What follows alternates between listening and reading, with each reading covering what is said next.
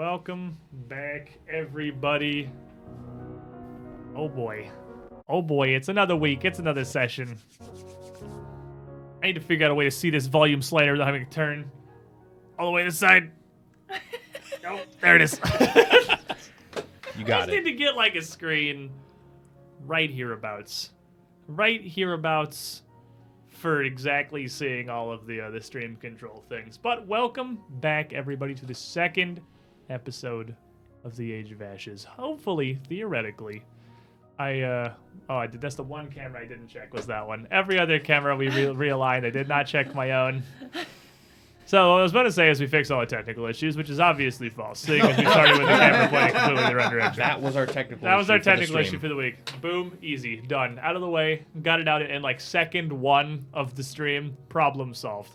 But seriously though, I believe probably the confidence we might have. Well, it's a technical. Confidence is key. It's a streaming technical issue. You never assume it's solved.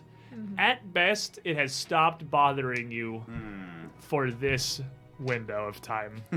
Ideally, the window of time being one entire stream. But with our premiere, we had that little audio hitching issue with the music and the sound effects and the intro and all that. And I think we may have fixed that.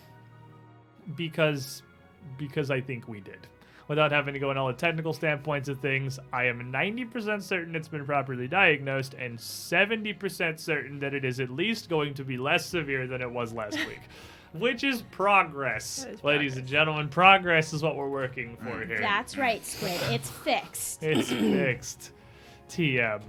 See, it's great because we spent the majority of the last year and a half with the War for the Crown.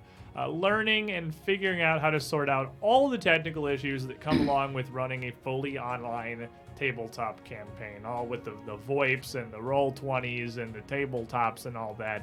And just when we finally got that show into a pretty good state that I was happy with, and we had all the problems solved, we picked it all up, threw it in the trash, and got an entirely new setup with a wholly unique set of problems where none of the knowledge we learned doing our last campaign is applicable. So, Word.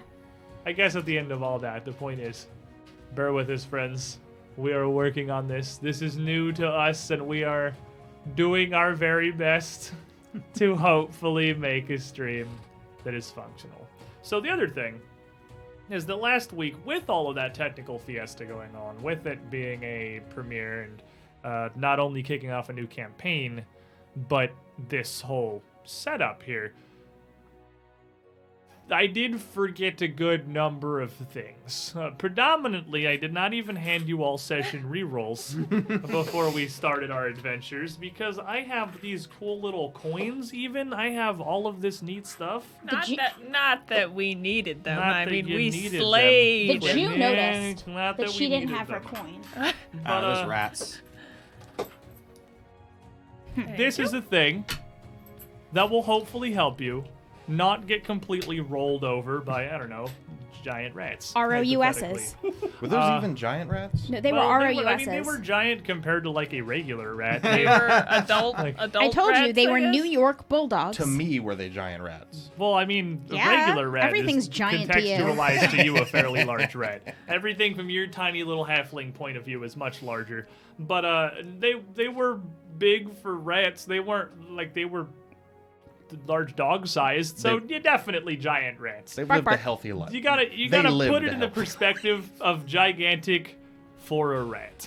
Which again is why hopefully these session rerolls can help you with those. And the other thing I did not address at all for you guys was a bit of a change on how things are working from how they used to work with the War for the Crown. Because of the War for the Crown, we had the GP system here on the channel. So if you're watching this on Twitch right now, which I assume you are because this isn't a podcast yet, as I'm saying this, but when you hear this, it may very well be in a podcast, and this does not apply to you.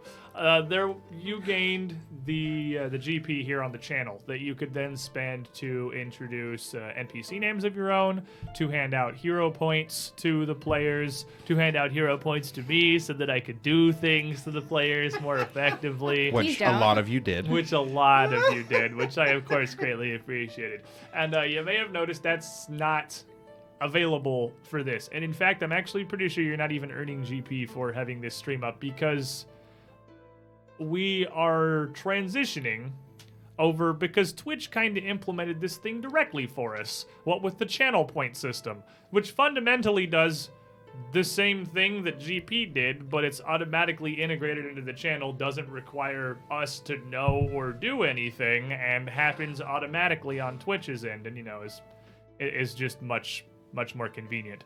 So that's not up yet, but that is how you are going to be able to give us hero points and little things in the future is with those redemptions, which kind of circles back around to I really need a monitor right here because I don't know how I'm going to see any of you guys redeeming that. I really like strawberries. Like if they have any, if they want to give us stuff. I'm just saying, he made me really want strawberries. You know, we definitely could put you on there. That'd be pretty neat. Like I don't Anyway. know that they can send you a strawberry through the internet. I'm not entirely positive on how that one works, but or raspberry. that's it for the clerical side of things.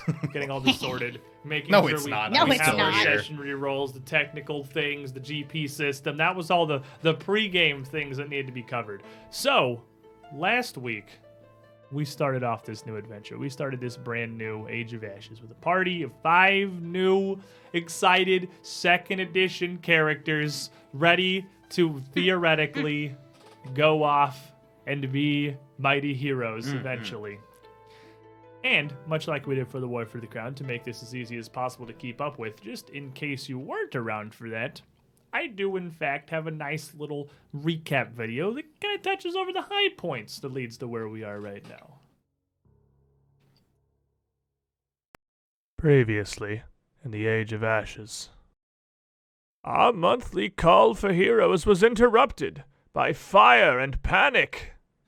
Miss Warble, our very own ambassador to the Bumblebrashers of Hellknight Hill, request the help of heroes for a matter of utmost importance. Miss Warble? Counselors, it has been more than a month since I've been able to contact the Bumblebrashers. The doors blast outward as a roaring fire surges up into the corner of the room. What manner of madness just happened? This can be no accident. Did anyone see anything? Aye. The clerk saw everything from the other room. It was Calmont, that cat of a bookseller's apprentice. But after their heroics there, the heroes departed after this Calmont to Hellknight Hill. I can guide the wilds. I can give you what information there is. I'm the closest contact that the Bumblebrashers have with town. Now, while it's around a mile, a little further, north by northeast, away out of the town, the journey there on foot is significantly longer. It's up on a relatively high bluff. Push open this door. We're adventurers doing dungeon things. Now, It can't be that late. I'm sure we have enough time for a little quickie. You know, this cod piece comes off real easy. She just turns around. Boy! Now I know you ain't got that head on straight. Get it! And just swings Yes, the ma'am. broom at Yes, you. ma'am. Yes, ma'am. Get it!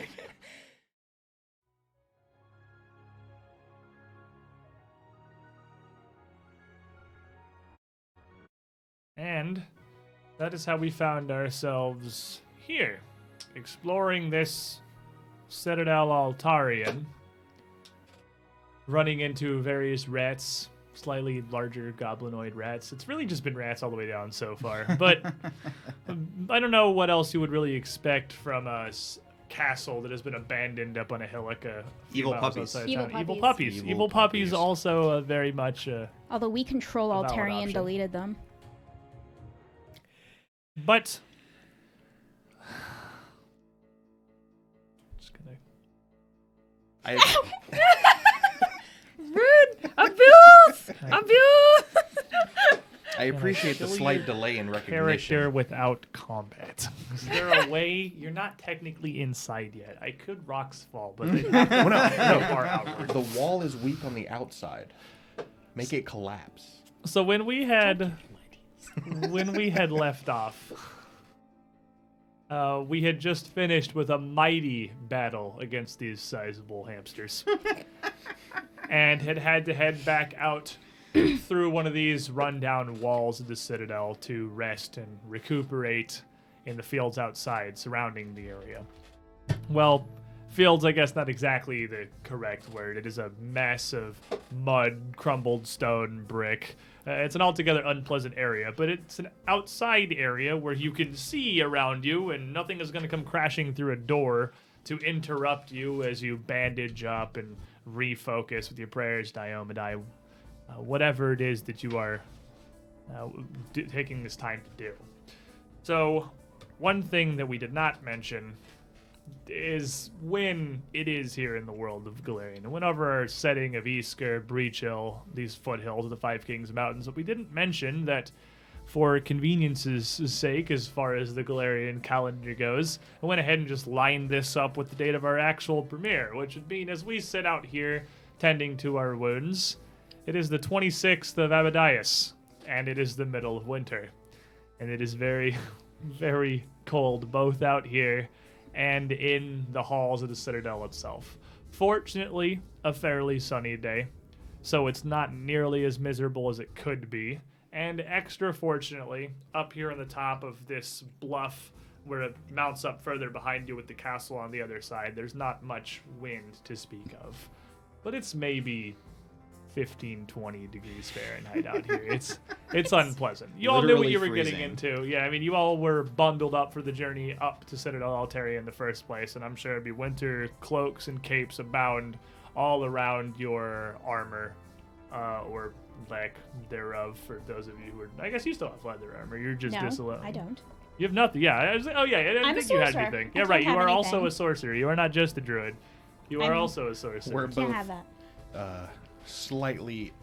You just have a lot of underprotected. coats on, which Yeah. at this point may actually like add up to become. You're close to padded leather, padded armor. You're like 0.5 padded armor at this point, just for warmth. But after you have recuperated, recovered, regained your focus points, and what health you could, how are we proceeding, team? Well, we still have this door to the north here. We can go ahead and check through that. I'm This open. one leads back to the work den. We don't want to go back in there in case Mama and Dad come back. I vote for going forward. Work done was over here.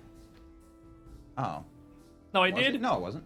I did for simplicity's sake. I don't know if simplicity is the correct word for this, because while I was learning to use this new Arkenforge here, this virtual tabletop, we had a little bit of a fog of war. Oops! So I had to resort us back to default dynamic lighting. But I did two things. I went back in here and reset all the fog of war, and I now know how to do that. So theoretically, I can do it more quickly.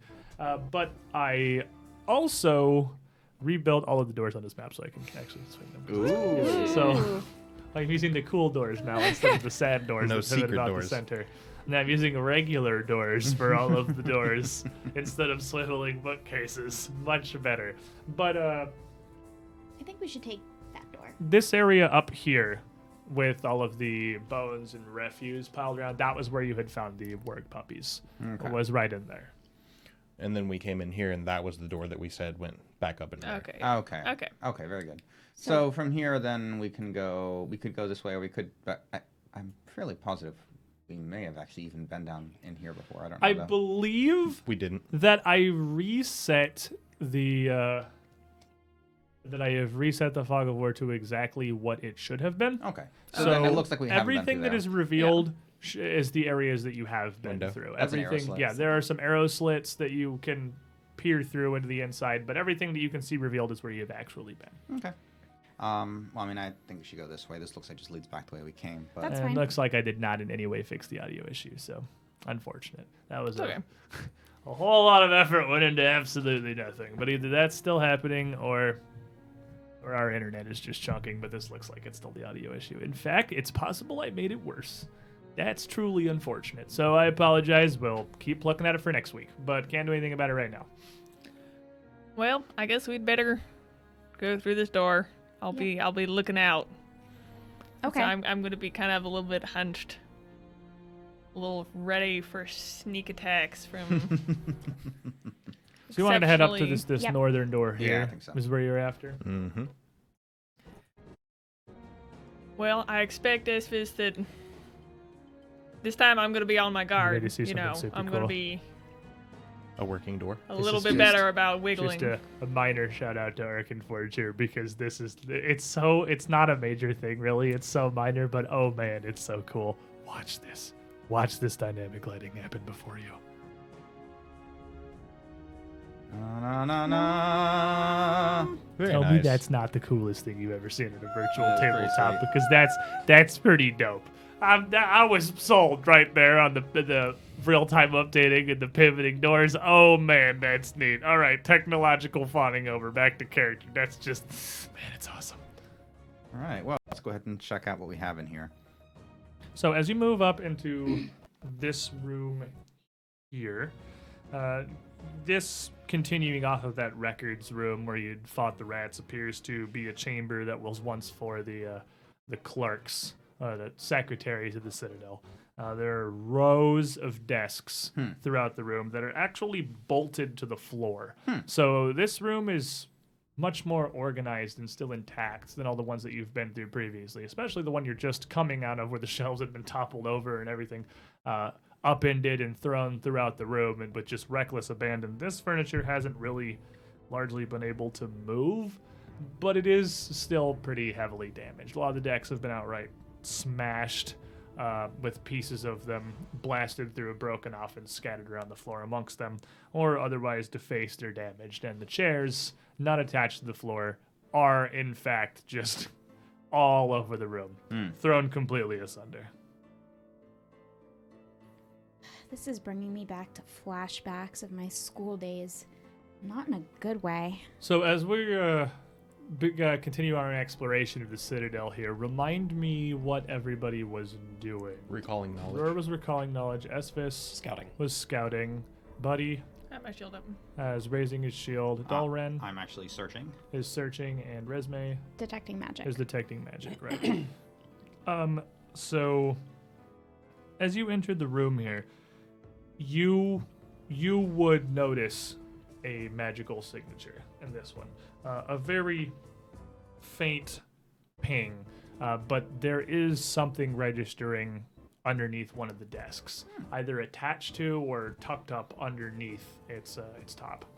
You'll see Resme get a curious look on her face and kind of just hold up a hand and kind of get down, hunch down a little bit and go look up under a table.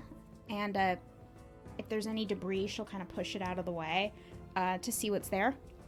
So looking up under the desk, you find a tiny object, just sort of packed in there. It looks like someone may have hidden it or something just hid it in there, but without any real effort to hide it, other than the fact that it's underneath the top of the desk. It's a small, well, I guess not really small. It's a fairly large claw. It'd be like 3-4 inches long, white and set in an iron clasp and a chain. And whatever it is registering as a magical item. What school? Detect magic actually no longer tells you the school of magic. That's right. It is actually just yes no now. It's Okay. magic yes no. The Can cantrip I- is significantly weaker than it was in first edition. Can I get an Arcana roll to try to see if I can figure out something more about it? That is going to take you some time Okay, to suss then- out. It is actually like 10 minutes to Okay, use that to work then, out what it has. You'll see Resme kind of play with it for a sec and just say, maybe next time we'll stop. I'll take a better look at it, but for now, I guess we'll take it with us. And she'll tuck it in the inside of her cloak. Well, this room, you were saying there's a bunch of just general things in this room. Desks It's a and big mess. chairs, largely just furniture. The desks mostly where they're supposed to be. The chairs all over the place. And as you push out into this side wing here, away from the ramparts and the main keep of the castle, the rooms are pretty tall. They're like 25, almost 30 feet up into rafters overhead because it's only a single floor of this northern wing of the Citadel.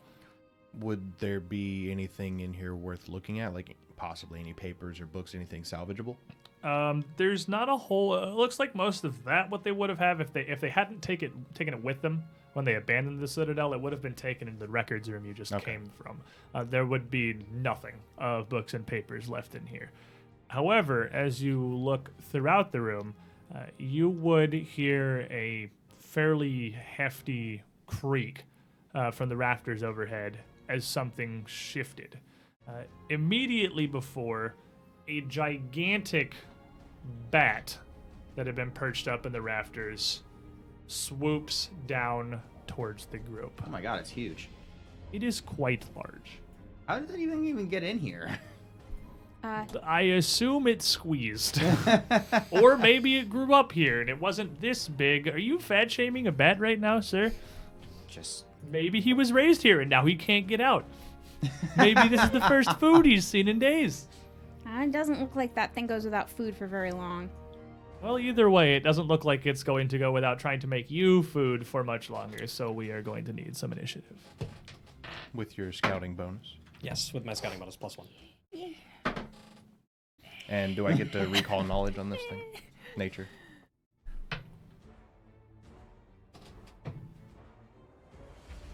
I wasn't sure if it was going to be nature, if it was actually a giant bat, or if it was something else. Did you say bat? Uh-oh.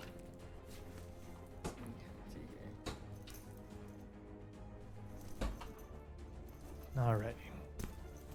So, Rur. 11. Okay, well, if I've learned anything about you guys' initiative, that's literally going to be last place. So, I'll put that down here. Dalren. 26. That'll be second. That's about as high as it could possibly go. Yeah, second or third. It is probably. literally as high as it could possibly go for me. Buddy. 9. What happened? What happened over She there? tripped on his shield. I got He Because I bored. spoke bumped up against too my 20 and soon. then stopped on a 3. It And was very thanks, of sad. course, as always, to Sirenscape for the ambiance here. Resume, 24. 24. Esvis, 10. Yeah, me and Esvis were like, Oh, man, I'm in the middle with an you 11. were in the room long enough that you're like, all right, nothing in here is going to kill us. It's the ancient secret of don't attack immediately. Let them have a moment. Let them have a moment to figure out what they're doing. Let me add a third book to the stack here in my lap.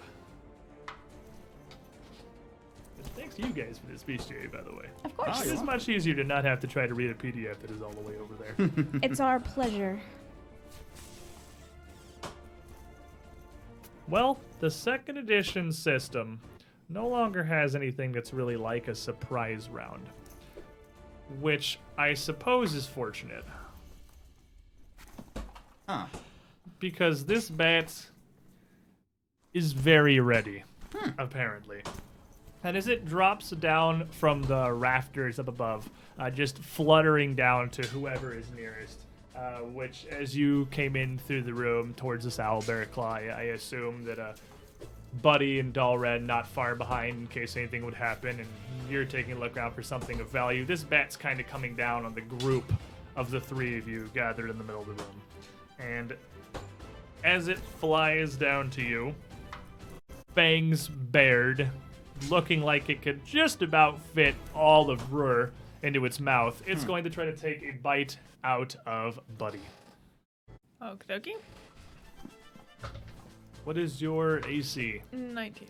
But with your shield raised, though, as it tries to make its way down, it's not particularly graceful, and you're well able to fend it off. But nearby, its just flailing wings are also tipped with claws, lashing out vaguely towards Dalren. What is your AC? I am an 18. And with an 18, you've got plenty of time as it loudly and clumsily descends to ready yourself, and it's not able to mount a great offensive against you while it's mainly focused on Buddy. That's going to miss as well.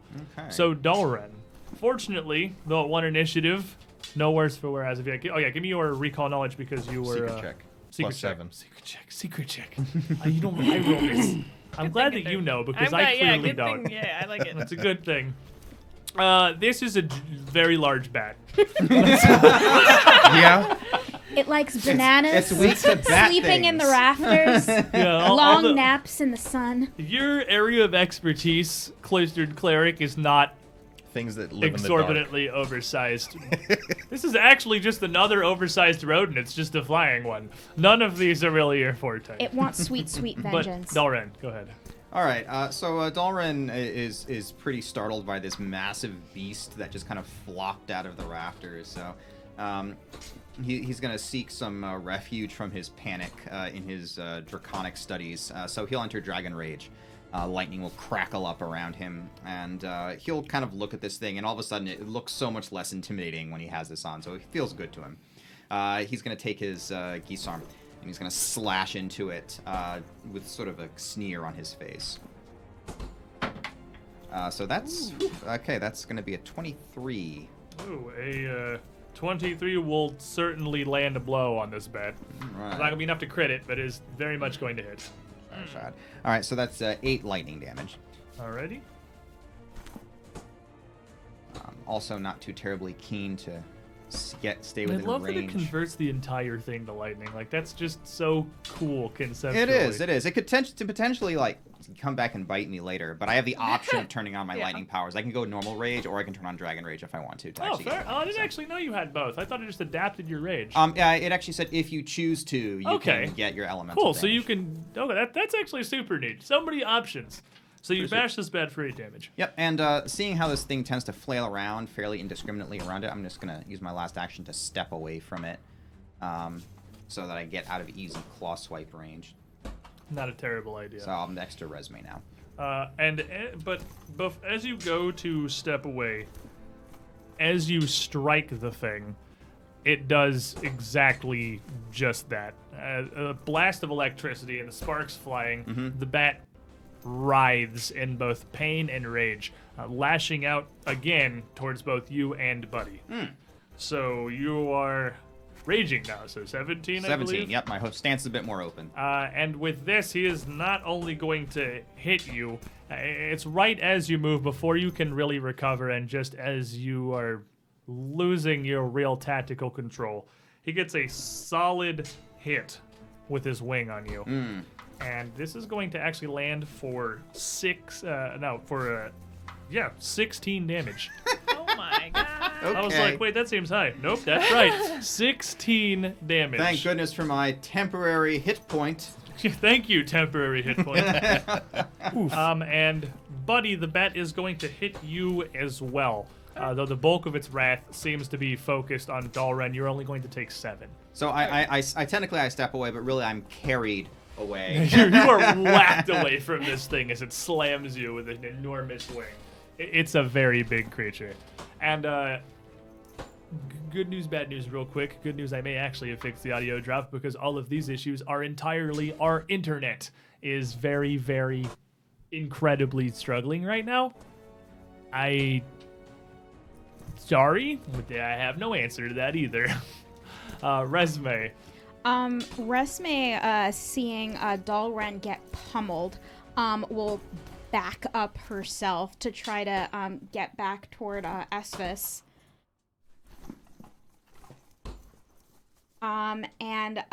As she's backing up and as she reaches the back of the room, she'll focus her lightning magic and lash out with a lightning strike. All right. And is that an attack roll or a reflex save? That is a reflex save. Okay. So what is the DC? The DC is going to be 17. He is going to fail. Okay. Ooh, full damage. He will take my full damage. He's very focused on slapping Dalren right now. Slapping and it's him just so hard. kind of a whirling tornado of wings. He probably can't even see this blast until it's already on him. Okay, and he will take 6 lightning damage. All right, 6 more damage. And that's everything? That's, Yeah, because I moved and then... it's 2 actions. It's 2 for the cast. actions Fair for enough. casting. Roar. And Esphis, you're on deck. Gotta remember, too. I mean, because I'm looking at it in front of me. I still need to remember to say it verbally. I got out of the habit because I have this neat setup now. Go ahead, Roar. So, seeing that you've absolutely been rocked. You got knocked across that table. He's got blood running down the side of his temple. I'm going to call forth Sarenrae's blessing, putting my full focus into using heal and healer's blessing, putting Saren Ray's light upon you before pushing all of the healing power that I can muster inside of you. Hot. And that is going to heal you for 2d8 plus 1. Ooh. It's such big heals in second edition. It feels so Yeah. good. Well, to be fair, with the damage he just took. That's fair. He did get crit. 15. 15 back. All right, I'm back up to full. Nice. Or no, That- it's not 2d8. It's a d8 plus 8. All right. D8 plus 8 because it's a level 2 heal. Yeah, the second plus sec 2 1 action because of heal. healer's Right, right. blessing. Yes. Okay, perfect. So that would be full health. Yeah. Because the second dice was irrelevant. Right. I'll take it. Either way, I'm good. Either way, good to go. Yeah. Yeah. With that hold, that takes your full focus everything. for the turn. So Esphis and Buddy, you're on deck.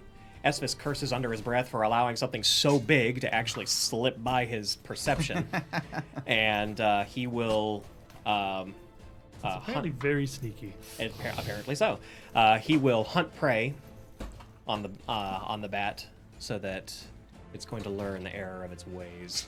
Now, I'll show you, bet. exactly. Now, as a quick question, the longbow that I have has volley 30, which means I can't use it within 30 feet. I believe you Minus can. There's 1. just a penalty. Penalty. Yeah, you can still use it. It's a -1 or a -2.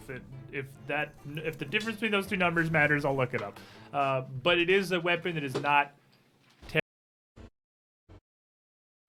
So it's just difficult to use in such close quarters. Because a longbow is like the full height. Like you have to plant it on the ground and draw. So Okay. you can still fire it at this range.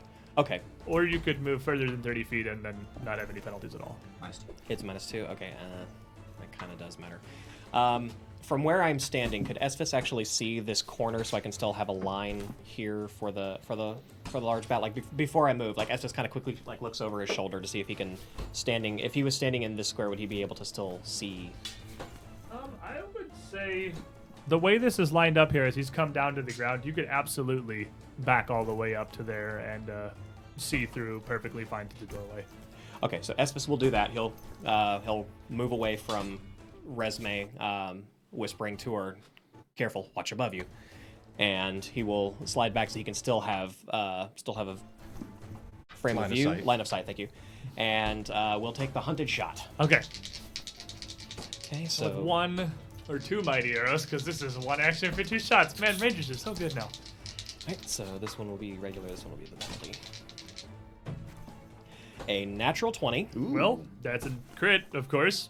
And the one with the penalty is it's an 11. The 11 is going to miss, but that first spectacular hunted shot will hopefully more than make up for that. So the first one will critically hit double damage. Okay. Now it also has the longbow has deadly D10, so I added D10 to this as well. Yes. Good crits. Good crits. Good crits, yes. Man. Crit away. This is going to be a number. I think you just roll a double. You just roll a Oh, double. roll Yeah, a double. yeah, yeah. Okay. Roll it once, Yeah. double, add the D10. Okay. The D10 Doesn't not double. get doubled? Yeah, I don't No. believe No. the D10 It's gets doubled. extra on top of what's already Yeah, so happening. it's fatal is an extra die that I think does. Fatal changes it to a different die. I don't or know. something. I don't Well, know. there's so many weapons. Roll dice and do damage to a bet. Okay, so maximum damage for the D8 says 16, and then What do you do? the D10 is another 7. Well, since you are the new player here, let me introduce a tradition that we have here at this particular table that I also largely forgot about in the first one with trying to run everything else. If you end the combat, you get to dictate how you slay this creature. And with that critical hit for 16 plus whatever the deadly die was, you will absolutely finish off this bat before Buddy can really even react to what's happening here. What do you do?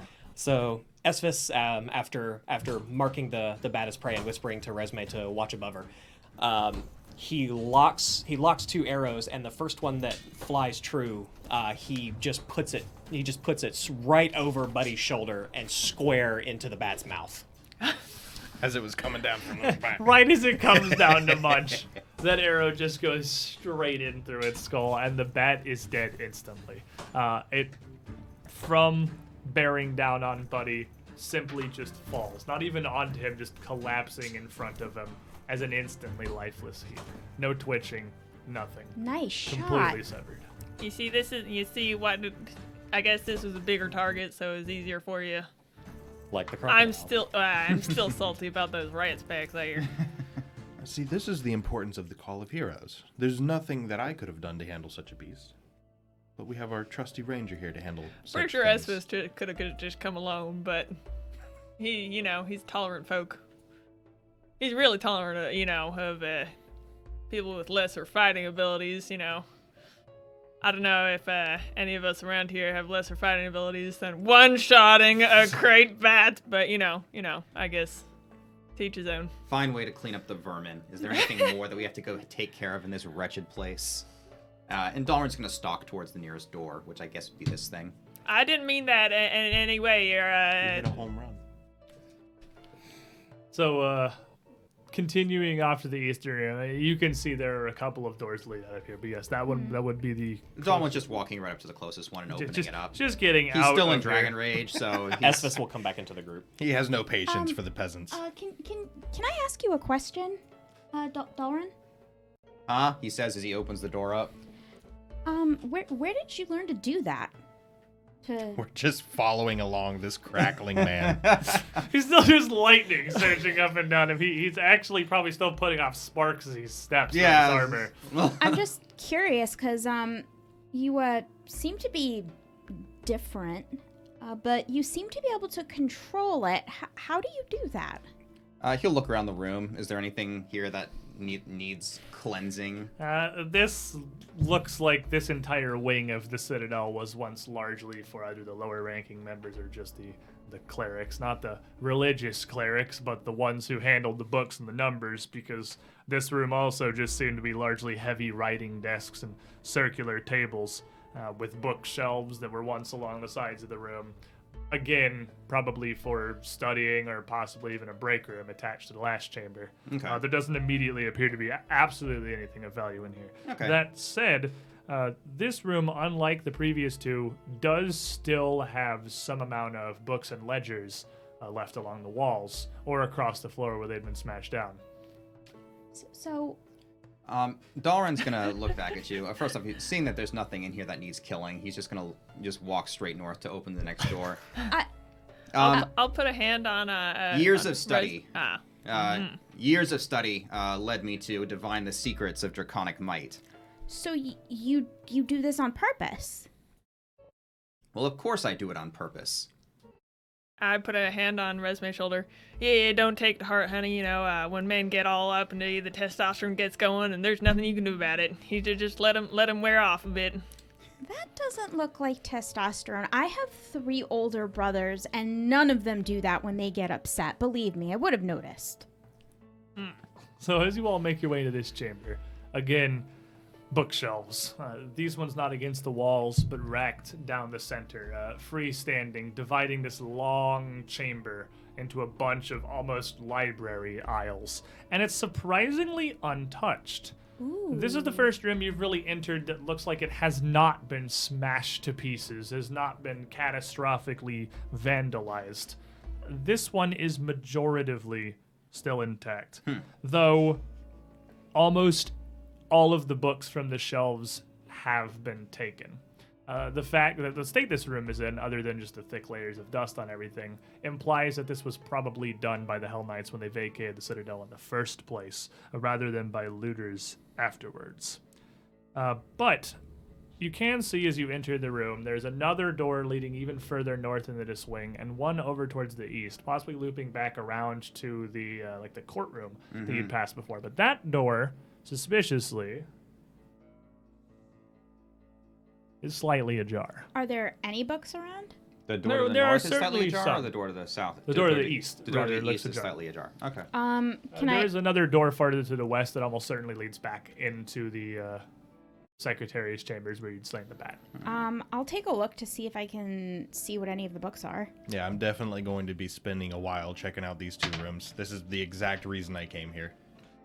Poking through a lot of these here, some of them seem to have been either ledgers or lists or books of names, ranking members, perhaps initiates, or some of the clerics that had worked here previously, while the other half of them seems to be much outdated books of law, largely Chelish law, because at the time where these would have been around, that would have applied to Eastgear as well, back when it was just nothing more than a colony, before it was even really a separate colony.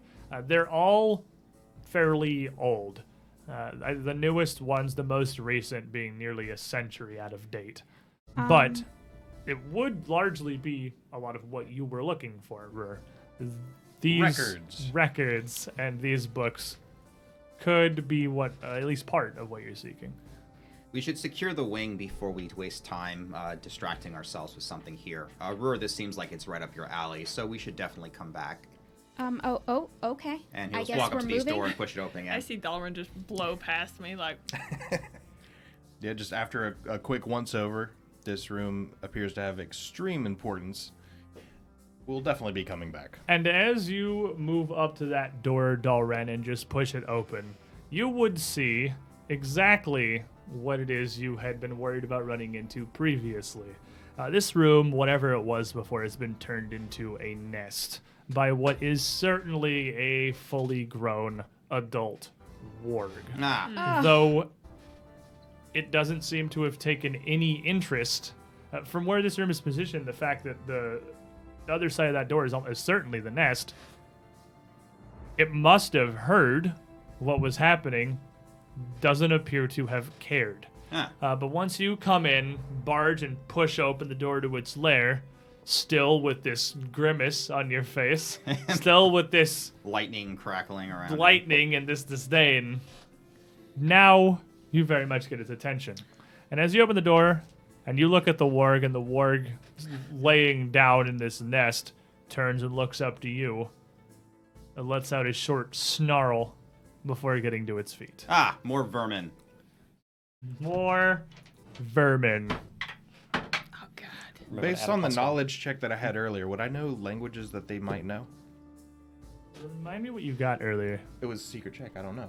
don't I rolled it remember. on the Did you- puppies. Did you? You don't think you, You learned said it was anything? critical. Oh yeah, then you would. Yeah, I told you that they could understand. They were. Yeah, but would I fully know any capable of- languages that they might potentially... I mean, whatever languages are generally spoken in the region. I mean, like, they don't speak Wargese. Like, Yeah. they just kind of pick up from what's going on around You them. get thinking bork. Bork, Bjork. I'm saying, Take like, it would is. wargs be, like, predisposed to understanding, like, goblin or something? And just Probably whatever's common. Like, area languages common, that they're good at understanding, I guess, is what I was going for. Whatever's common in the region, so probably common. I think that whatever what he said from the earlier check that you had was that it's not only what's common in the region, but they're able to discern multiple languages. Yeah. So it's probably not one favoring more than the other. You probably have as much effectiveness with Goblin as you would Common.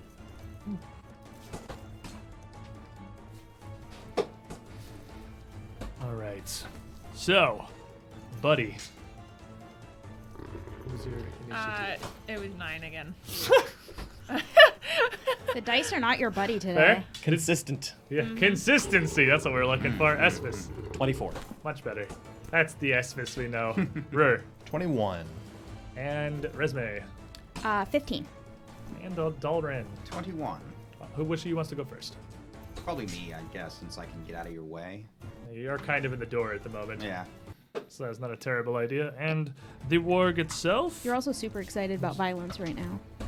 Super excited about violence. Wow, it is not your day for initiative. Lenny. Jesus, look at him go. It did hear you coming. You're stomping around.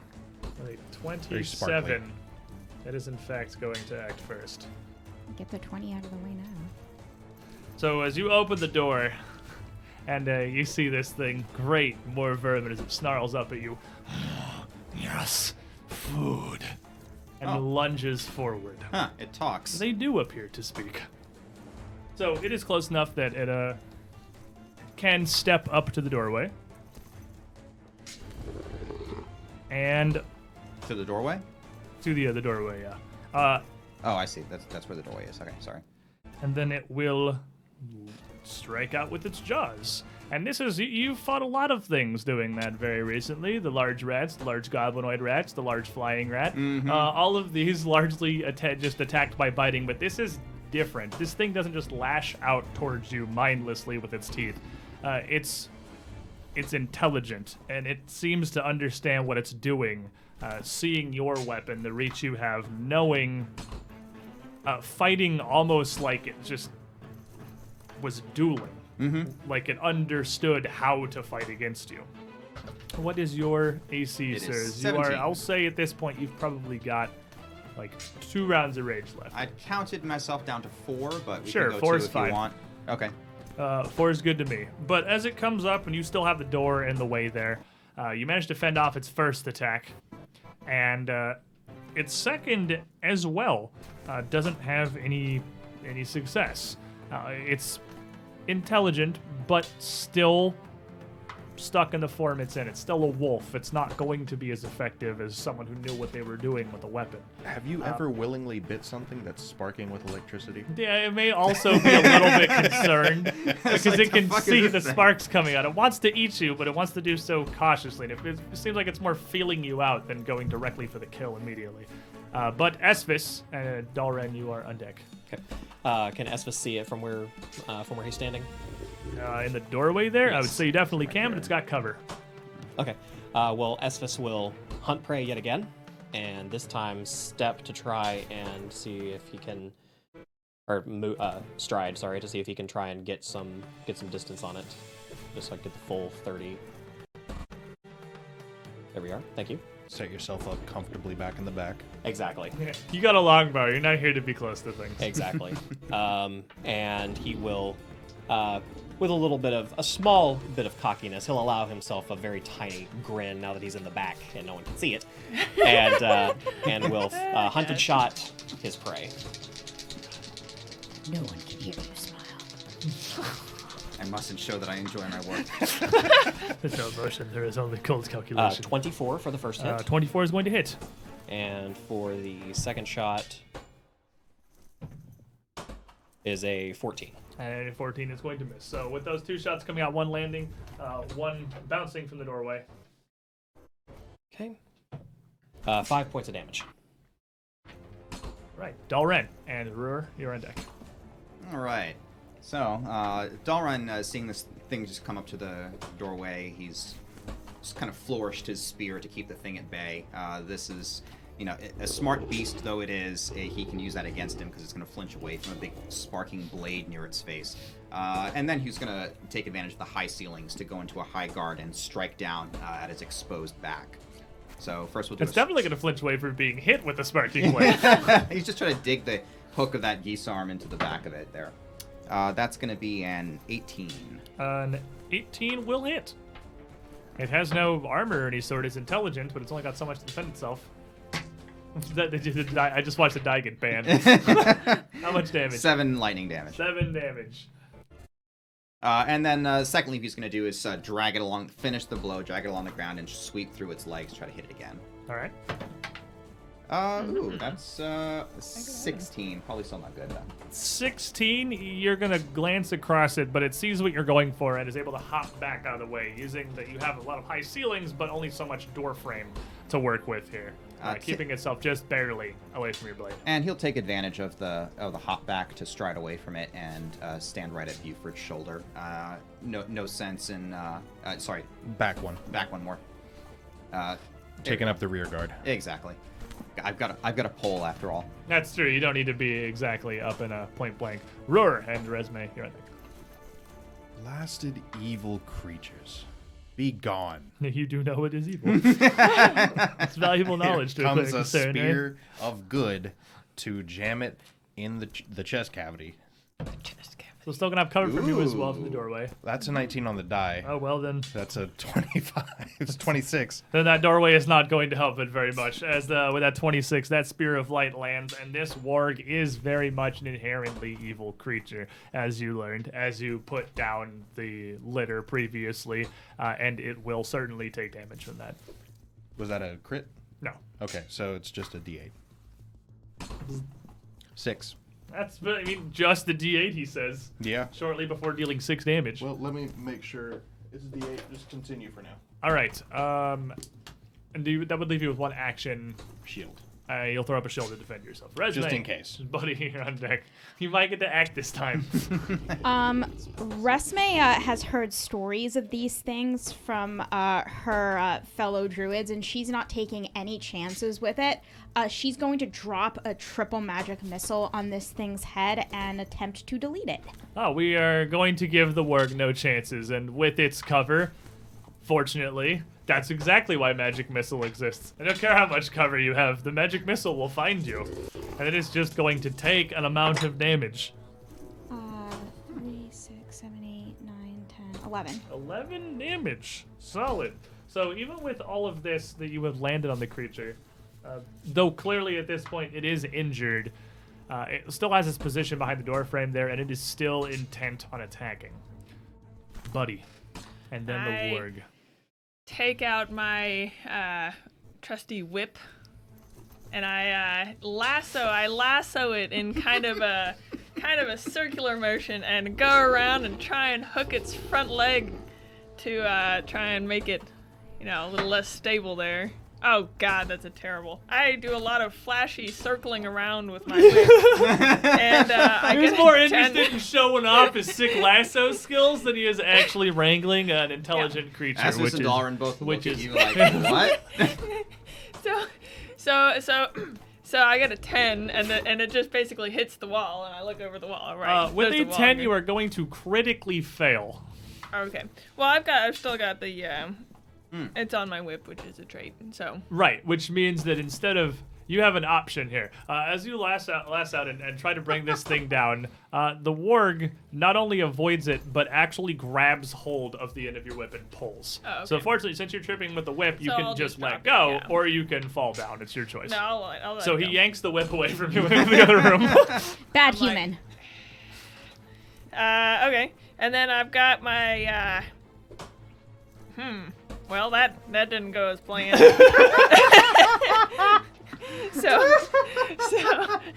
For what it matters, it's D4 plus 4, so it would have been about the same. Okay. okay. So I'm going to stand there and shield up. Huh. Pulls out his whip. Ha! Just throws it out, and the warg just yanks the door away.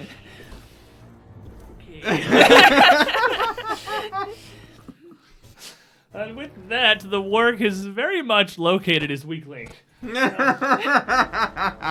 he's going to step forward into the chamber, bearing down on what appears to be the The most incompetent. the imbecile of the group here. Disarm him your whip with no weapon, just your shield between you and him. What is your AC? 19. 19. And as he approaches, he is going to bite you. And pushing around your shield intelligently, you're defending yourself as if just a random wolf was coming at you. But this knows what it's doing. You dip your shield low, and it simply goes over, grabbing onto you for 9 damage. And grabbing on, he does. Not only does he sink his teeth into you, he does not let go. And in addition to that 9 damage, you are also grabbed. As he growls out towards the rest of the party. Back. Back or I slay him. Esphus and Dalren. Don't worry about me. I'm fine. As I have it probably As you on have my... a ward lashed onto your shoulder. This I thing got about this. as large I as you got up on a this. time Not leg. to worry. I'm fine. Esphus briefly wondering why Buddy tried the same lasso trick that he's seen tried before and failed. That was going to work this time. At least it wasn't with the snake. And Esphus will take a 5-foot step, or he'll take a 5-foot step back and then release hunted shot on the warg again. 2 swift arrows. Now he does not have the door to protect him. Just Buddy. Just his hostage. Just as hostage. Yeah. Everybody's buddy. You can't take a hostage if there's no hostage. I mean, what? What? What was that? So that will be a 20 armor class. 20's going to hit. And the second shot, no, wild miss. Well, we got one. I got one. Because Buddy is grappled, does that matter the total for, or is there no more accidentally hitting someone?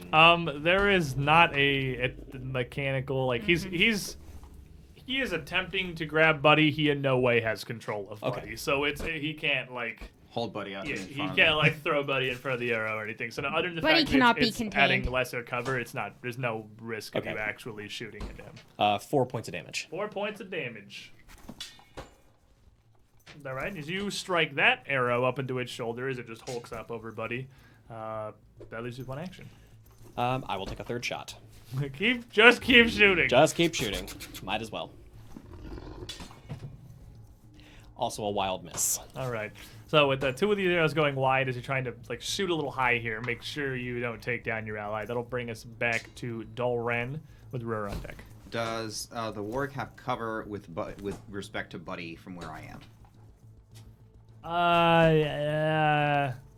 Not really. No. Not really. Okay. Not really. You've kind of, well, yes, because this room is this large bookcases. Okay. So from where you are, you almost can barely even swing around the bookcase toward him. So he would definitely have cover for you being on the other side of the hallway. As the warg is mauling Buddy, Dalren's gonna laugh at his barked threat and just kind of step up right next to him and say, as if vermin like you could kill Buddy.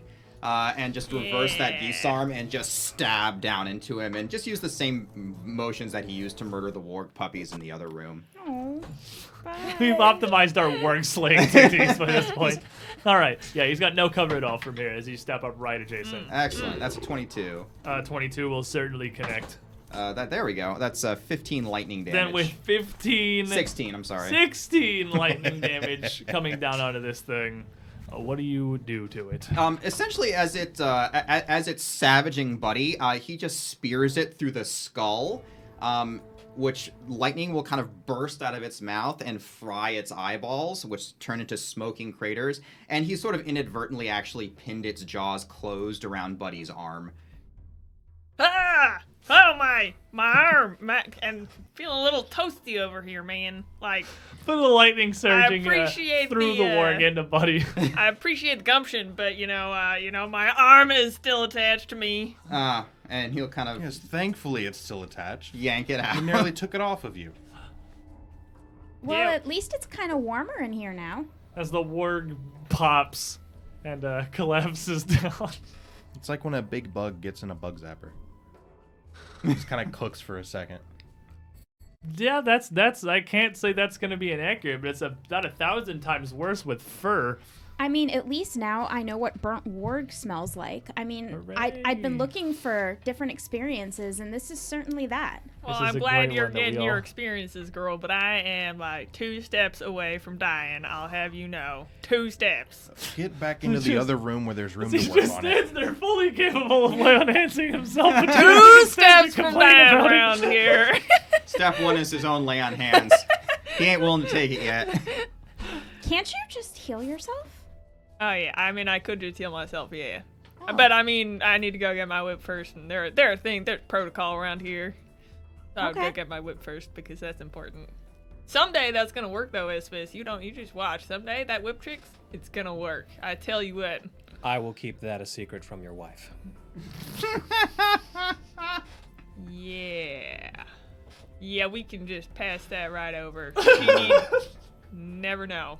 So the lightning is going to finally die down, and Dalren's hair will kind of come back down, and he'll kind of come out of it a bit. Oh, goodness gracious, how exhilarating. You get real different when you go all zappity zippity it. Well, naturally, I'm channeling the essence of draconic might. It's quite different from the typical way that we normal mortal races can go and interact. Are you part dragon? You are certainly not. No, it was through decades of intense study that I was able to go and develop that. You can study your way into doing that? Well, sort of. Wizards are a thing. You have to study it. There's knowing, and then there's understanding. Or is there understanding and then there's knowing? Oh, God. But He's they're gonna not do the it same again. thing. Oh, God. All right, so now that the rant has begun, There's, I'm gonna there's grab books in Buddy, here. and I'm gonna go make a Buddy sit down at one of these round tables, slap his arm up on the table, and start tending to the very large gashes from the warg teeth. All right, so you're gonna bring him over back into one of the rooms you had cleared here. where you can just close all of the doors at least, putting something between you and whatever else may be prowling through here, which so far just seems to be vermin. And, buddy, you okay with this? Oh, the pain! Oh, God! Oh my God. the This is pain! exactly That what I I'm came... not keeping a secret from your wife. No! This is exactly why I came along. I knew stuff like this would be happening. You whine more than my little brother when he's got a paper cut. Well, Warg attacked me. So, this is more than a paper cut, I would say. Realistically, I mean, 9 damage. He's like got a sizable chunk taken out of him. That's like getting run through with a streaming sword. down. That's really brutal. Like he grabbed on, sank these, and this thing's fangs are enormous. This Warg is a gigantic creature. It's much larger and sturdier than a standard wolf, in addition to being more intelligent. This thing has got fangs like a broken ruler, just digging into you. And your armor barely even seemed like it made a difference. But as you fall back into that there reading room, Ver is very intent on sitting you down and treating you, which does give us a moment of calm here once again in Citadel Altarian, as centered as we can get, as away from the frigid outside as possible, though I can't imagine it's much warmer in here. It may seem like it after all the combat. The blood is probably warm. Bonus. Oh, you might be feeling a little chilly now that I think about it. You've lost some of that. That's Speaking why of it's important blood, to stop the blood loss while I'm we going still to can. use ancestral memories to channel one of my family's more local denizens and pick up Hellknight lore so that I can better understand what I'm reading. Okay. So, you want to look through a lot of these books that you've gathered here from this room and from the hallway. Yeah, try to see if I can make some... And you're going to sense pour of over it. there while we're Treat's Well, buddy. yeah. What about you two, Esphis and Dalren? Asvis is actually going to shoulder his longbow and pull out his dagger, and he's going to go over to the Warg corpse. And he's going to try to pop out a couple of incisor or canines. Okay. And while he does For your that, heal. he's going to For healing. kind of talk over his shoulder to Dalren. Just study, huh? Dalren's actually going to be right next to you, actually helping you skin the wart because it is cold out, and he's actually not bad at this, strangely enough. Assuming it's a crafting check. I give you. I was thinking survival, but I'll give you crafting. Cool. Let me look. I'll let you do a crafting. It's gonna be a little tougher because crafting is more like what to do with a skin or a pelt, and I feel survival is more getting the pelt out. Then in the first place. Then Dalren will stay there, but let you do it as the expert. Okay. Asvis will make a survival check. All right, so you give me survival. I mean, you're not trying to skin. You're just trying to get. No, teeth out, right now I'm but- just trying to get 2 canines. Right. Oh, I would like to get the skin. If But Dalren you will can- tell Asvis. Yes. Yeah, getting the teeth out's not going to take, like, that's fairly easy to do. That's not going to take you much time. But if you will indulge him Yes. in trying to skin this creature, give me a survival check. You can try to aid him if you wish, if you think that your assistance will be beneficial. Not necessarily if this is going to be a survival check. Fair enough. 11. With an 11, this thing, it's Got it's fried. uncommon. You don't really get... Yeah, it got toasted with all this lightning, and it sort of melted a bit of the outer layer of its skin. On top of that, a warg, as much as it on the outside looks exactly like a wolf, anatomically is a little different. Enough to throw you off a bit, and It has vocal cords. yeah, there's not a whole lot you're really going to be able to salvage off of this body beyond those couple teeth. Yeah, so Asvis at first like sticks the dagger in it and starts to skin like he normally would by cutting down the middle, and then stops and feels the blade kind of hitch since everything's melted down, and he just, this is not something you're going to want to keep, and he just pulls the dagger out and cleans it real quick. Ah, a shame. It would be excellent marketing when we went back to town. So, Ruhr, give me your... I can try to take a look at it when I'm 21? done. Okay, so you will restore 2d8 health to Buford. You have to stop letting things... I don't want her. Okay, 10. 10. So 10 health to Buford, healing up, patching up the ward bite and helping somewhat with the hits he'd taken from the bat. But You have to stop letting things get a hold of you like this. It's not going to stop hurting. I'm just keeping the blood in you. This will Well, not get better. Next time, I will be the first to not let it bite me. I swear. Next time, I got you back. I'm gonna do it. Esvis, I had actually wondered, on the journey up here, when Ambassadress Warble was discussing the different races the goblins didn't get along with, I sensed a strong amount of, I suppose you'd say, passion when coming to defend the goblins. I'm a bit surprised, actually, coming from a member of the Elder race such as myself, that you put full stock in this goblin's new face of coming to interact peaceably with civilization. I put stock in life, and it shouldn't matter whether it's coming from a goblin or one of us. Well, noble sentiments, but surely the Goblin Blood Wars must still be fresh in your memory. And in fact, all of the Goblin Wars from centuries past, this is simply a new leaf for them. Do you truly believe that they can actually interact peaceably with civilization? Considering that I have seen deeper and darker places, I'm willing to give small green things a shot. Well, very well. I hope it works out well. But I'm of the opinion that goblins are simply opportunists, and the only reason they play at civilization now is because they think it's to their benefit. And what are you with books? That seems a bit like a non sequitur, but quite an avid Nick just forgot words. I'm sorry. he caught him so off guard. He's actually quite an avid supporter of them. In fact, I could go long off about them. I've even written a few. And he's been completely derailed and distracted, and he'll happily talk about. All right. So, Resume, if you want to give me your Hellknight lore check. As you look over some of these books that you've pulled together, you realize a lot of them are just the old books of law, court records, various decisions and rulings that the Hellknights seem to have stood on. A lot of it is interesting, but not particularly pertinent. 23. But with a 23... there is a decent amount here that could very much be interesting, and it would certainly take you more time to pour through all of it, just because these last two rooms you have finally found a decent source of information. But you're able to put together some amount of what the Hell Knights were doing here, why they're here.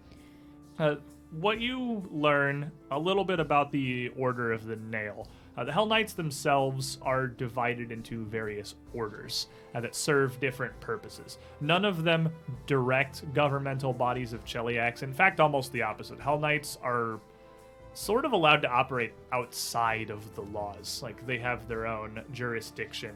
They have their own courts. They make their own decisions, almost like an unofficial military. But they're not tied inherently to Cheliax. A lot of them largely just operate there because they see eye to eye politically and philosophically.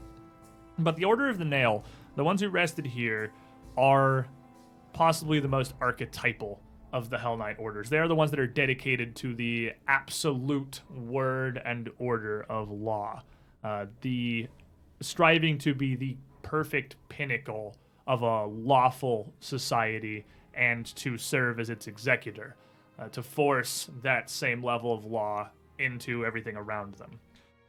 They came to Breach Hill only some years after it was founded, realizing that this hill here, this knoll that's the Citadel Altarian is perched upon, was spectacularly defensible and somewhat out of the way, and that was really the only reason they chose it.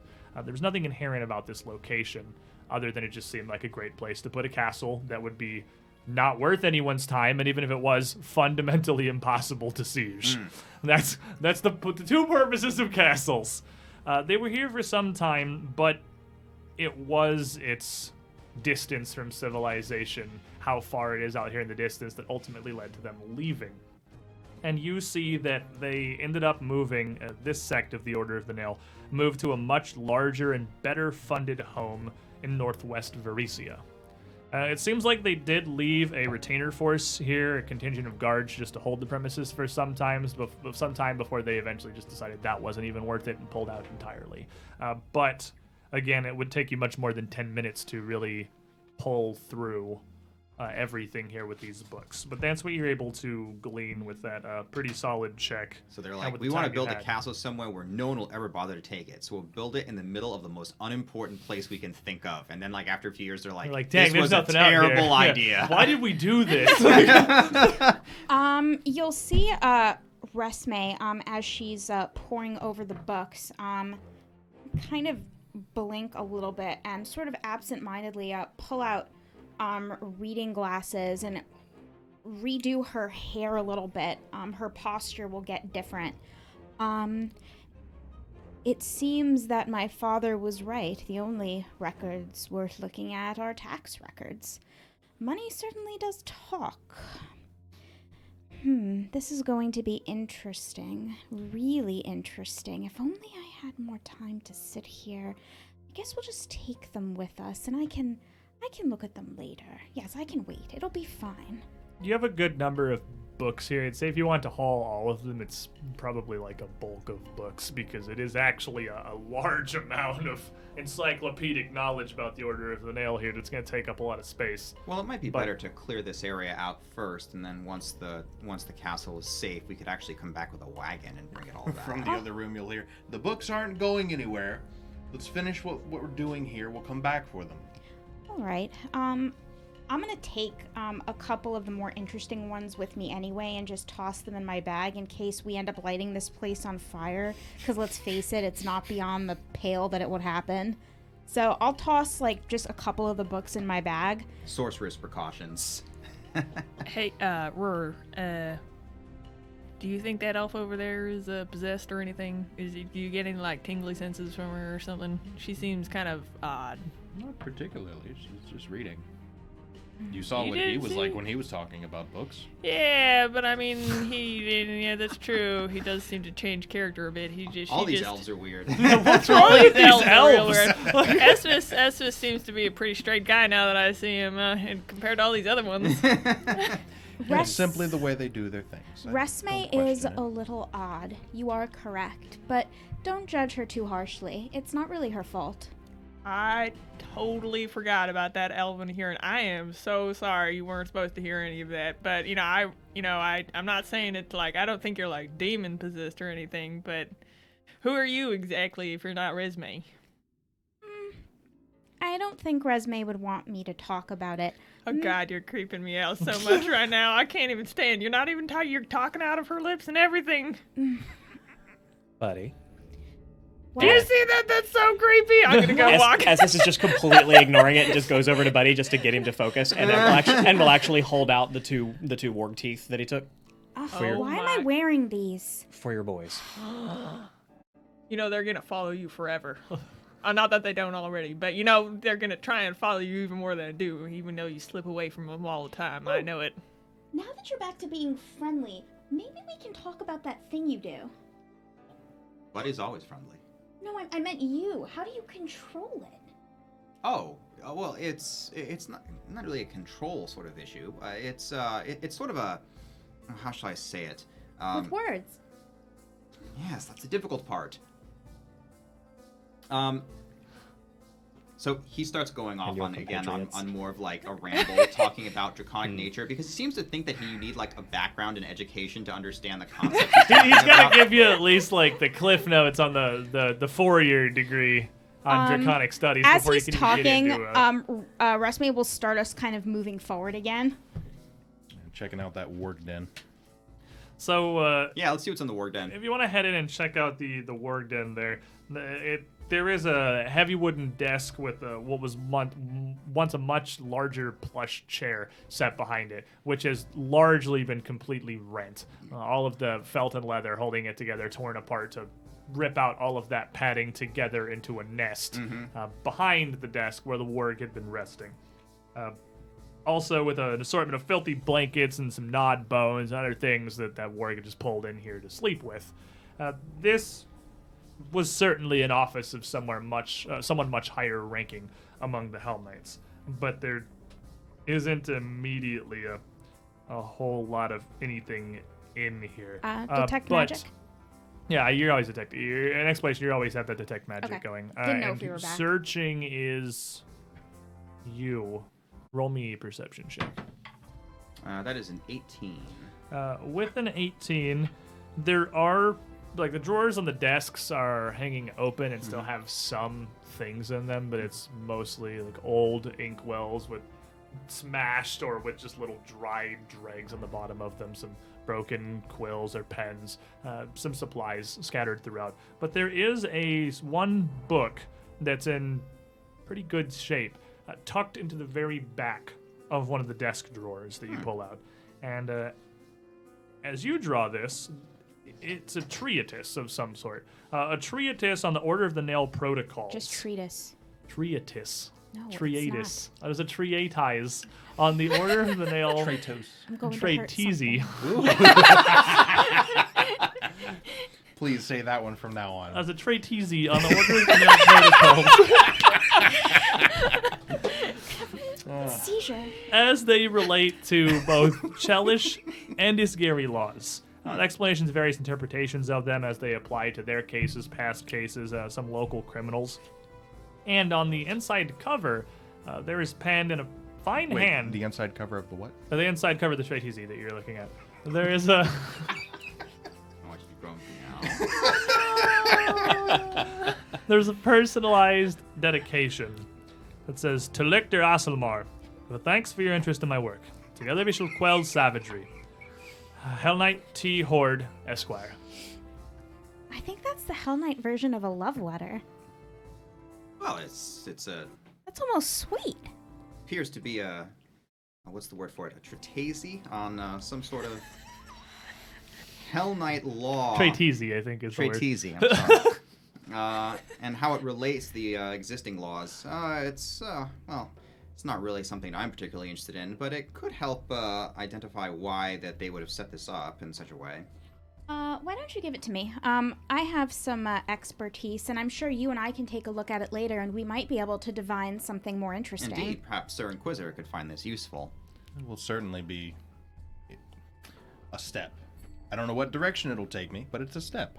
Much more so than what I was able to parse from the archives. I'll hold on to it for you. Appreciate it. In the background of this room, I'll be looking down at these fangs from this warg. I'll look over at Esvis. I walk over to him, give him a big old hug. Esvis, it means the world to me that you're always looking out for my boys. You really pat him on the back real hard. You're just, I just appreciate you. Buddy, Oh. you're hugging again. Oh. Right. We talked about this, I know. He's a very strong man. Sometimes it just overwhelms. I like hugs. I don't think my wife would let. I don't know if I know my wife has eyes everywhere. She would know, and she just cut my head off, and I've already been circumcised, so I don't think I have nothing to shrink back into. All it takes you What? What does that have to do with anything? I say, did your wife circumcise you the last time you hugged someone else? Is that how that works? You don't want to know. She has some religion, I don't know about this. One red hair. All right, arm so at the it's end of it. as we're exploring. So there's another door. Is Yeah, she there's part of another some door right there. Hellknight We can go order? look at that door. Jesus Christ. All right, there's yeah. Wrong Let's, universe. Why Saren Ray? And that's how we were banned from the Paizo channel. PG? That's PG-13. all right, so there's a doorway. So there is a doorway. There's another one leading north out of this room here.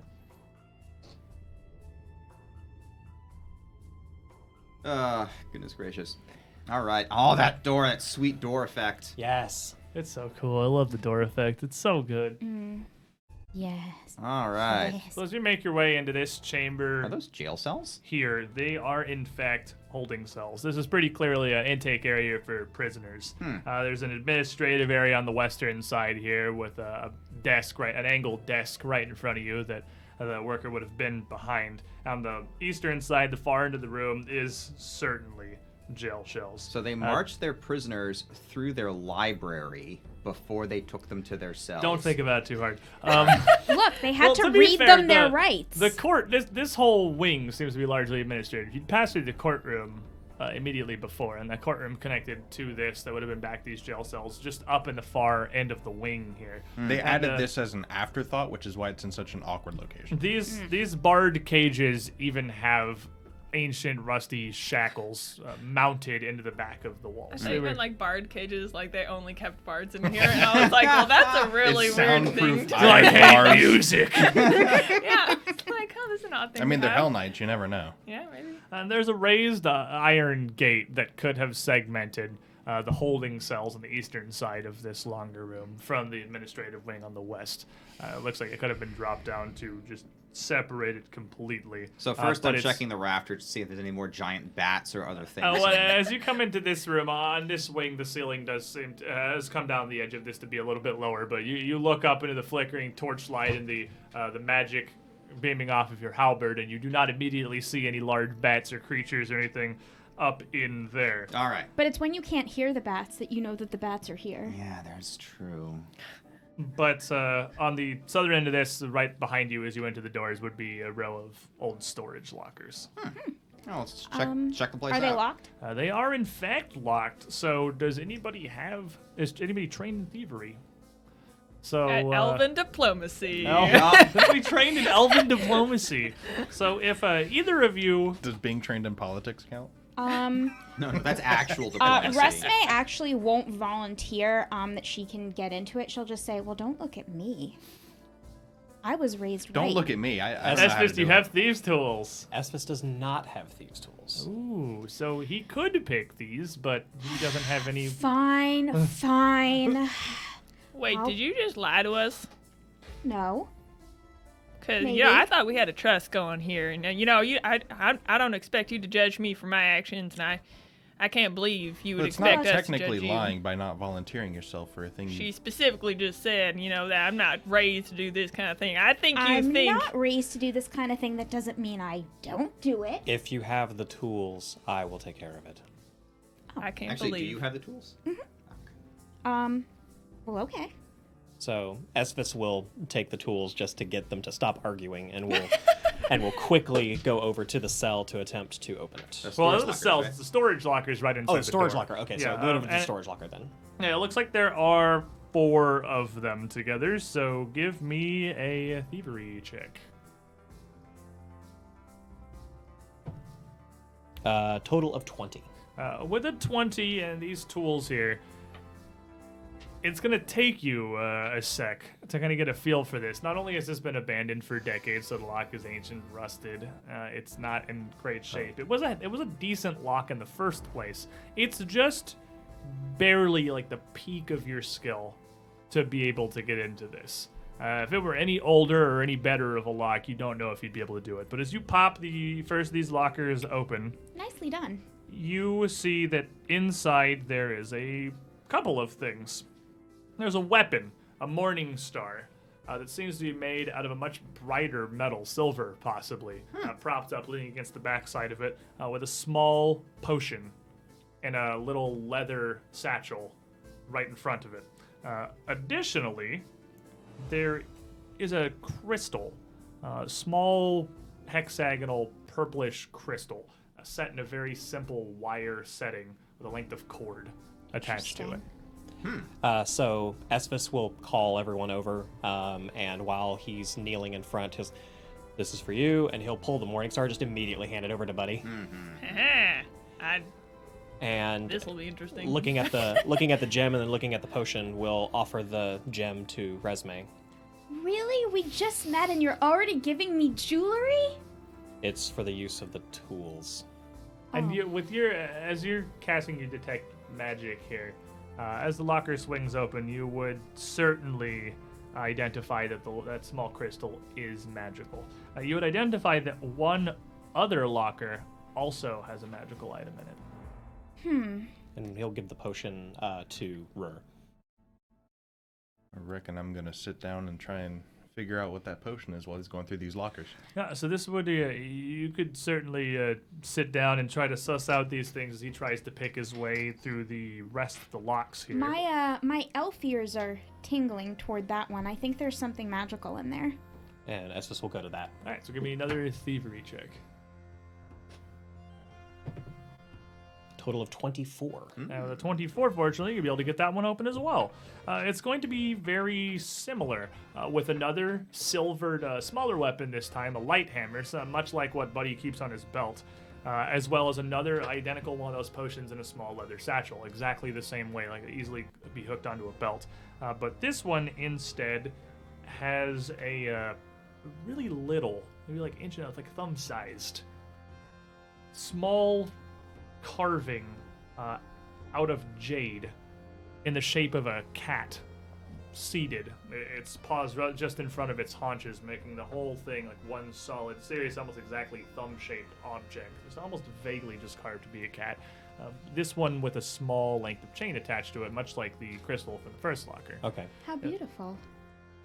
Estes will... And both that and the crystal are magical. The tiny jade cat.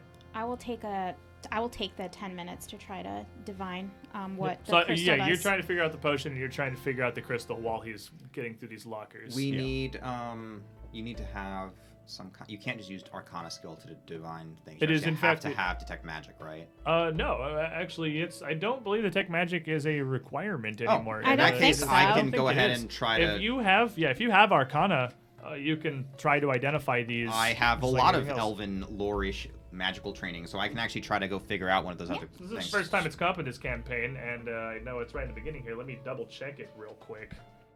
But I do believe identify magic. Yeah, Any pertinent skill can be You used. just use any pertinent magical skill. So like Arcana, Religion, Occultism, Nature, and I'm going to be completely honest. Running second edition with identifying items, I haven't found anything that says you can't just use whatever is the best of your 4 magical skills, because they're like all 4 of them can just be used to identify a magical item. However, and yeah, it doesn't say that it requires any detect magic or anything. All right, perfect. 19 for the crystal. Let me double check this. Craft check for potions, right? There's a craft check for potions, yes. So then with the same 10 minutes. 19. So with the 10 with the 10 minutes while he's Okay. Yeah, that's perfect. while he's going through the lockers, you're identifying the crystal with a 19. You're identifying the potion with a 6. 6. These aren't secret checks, are they? Yes, but we'll do that Okay. later. 6, a 19. And what were you trying to do? I was trying to identify the cat. I rolled a natural 1. Oh, the natural one. You're trying to figure out what the cat does. It meows. It meows. So give me another thievery check for the third locker. It does not, in fact, meow.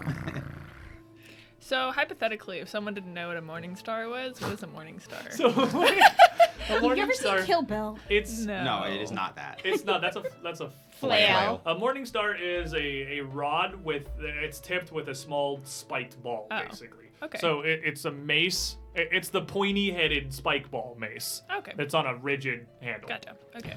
Nazgul. Think of the thing that the Lord had. Flail. Still also a flail. If it's a stick, If Yeah. there's chain There's involved, there's it's no a chain flail. on a morning star. It's just a rod with a whooping bit on it's the a end of it. it's a Okay. baton, So- a It's a- modern day baton, but with spikes. It's yeah, I exactly. want it what to it be is. something cooler. That's a It's flail. about That's as a different thing. Geneva All right. convention That's 16 breaking for as the you sneak. get. With a 16, the third locker is either too far rusted or something is broken inside, and it doesn't seem like you're going to be able to get that one How open. sturdy do these lockers look? Well, Apparently they it's rusty. It's very rusty. And they- you've got a couple brand new beating. they are metal. elements. They are metal, but I mean they don't seem to be made of like spectacularly thick metal. They're like a little thicker than like high school lockers, basically. So actually, Dalren has a repair kit which he uses to repair steel shields. Presumably, I'd have tools that I could use to go and take this locker door apart, like knock the hinges off or something. Well, the hinges would be recessed inside. It's meant to be sealed, so it's not easily deconstructed while it's closed. So without being able to get into it, you wouldn't be able to get to any hinges or anything that you could take apart. But there's one locker left, so give me another We'll go over to that one. 18. 18. The fourth one's not going to come open either. Can I You can session Spend for the reroll reroll? it. You can certainly session reroll it. Give me your Well, I mean, I could just try to run over and, hit it lots. Make your hit own it a door. lot. I've got to give it a try. This is for the pride. Personally offended. One lower. So you got the two. Fortunately, the two you got open were the two that had the magical items in them. The two that you can open do not have any magical signature. So Esvis just goes, the locks are too worn, and will hand the thieves' tools back. Thank you. You're welcome. so you three. Why don't you hang on to them for the moment? Thank you. And he'll put them in his pouch. You three, largely led by Resme, who seem to have a clue, are trying to figure out what these items are. And you put together yours first. That small crystal is a potency crystal. It is a talisman that you can affix to a weapon, and then is a free action at any point in your turn if you have not attacked yet. You can activate the crystal, and your weapon will become a +1 striking weapon for the rest of the turn. So you'll get +1 to attack, and you will get a second damage die. So in +1 weapons in Pathfinder 2nd Edition are awesome because it's not one Like attack, any one damage. weapon, It's like a another bow? die. So your +1 striking longbow would be 2d8. Like it's dope. +1 striking is cool now. Well, I mean, any of you who want this can have it. I mean, I think it's a group decision of who you would think it would be most Well, seeing as effective how the on. magic Captain only lasts Lightning. a certain amount of time, I would actually suggest we give to the one who can crank out more arrows in a given Yeah, it is a amount of full time. turn. It's not a limited amount of attacks. Yeah, So I like think it would make sense to have Esphus whatever use that you for do his that longbow. turn, You give this to me, I give it right back. magic. Thank you. I He's certainly very have no perplexed use by for the it. gift. I certainly have no use for it. I don't use a weapon, at least not a conventional one. And given how many arrows you loose, you could make the best use of the limited time span on the magic for the amulet. Although I will say that my wit is rather weapon-like. Cutting. Let me take a look at that cat. So with it, well, you two, So does it get along just with like- the three of you together, have identified the three of them, and with that, you realize or the two of those rather, that chain is for a similar reason, is to be affixed to a weapon. That is also a talisman. But while the potency crystal is one that is meant to enhance the magic of the weapon directly, the jade cat is one that is more aimed at increasing your agility.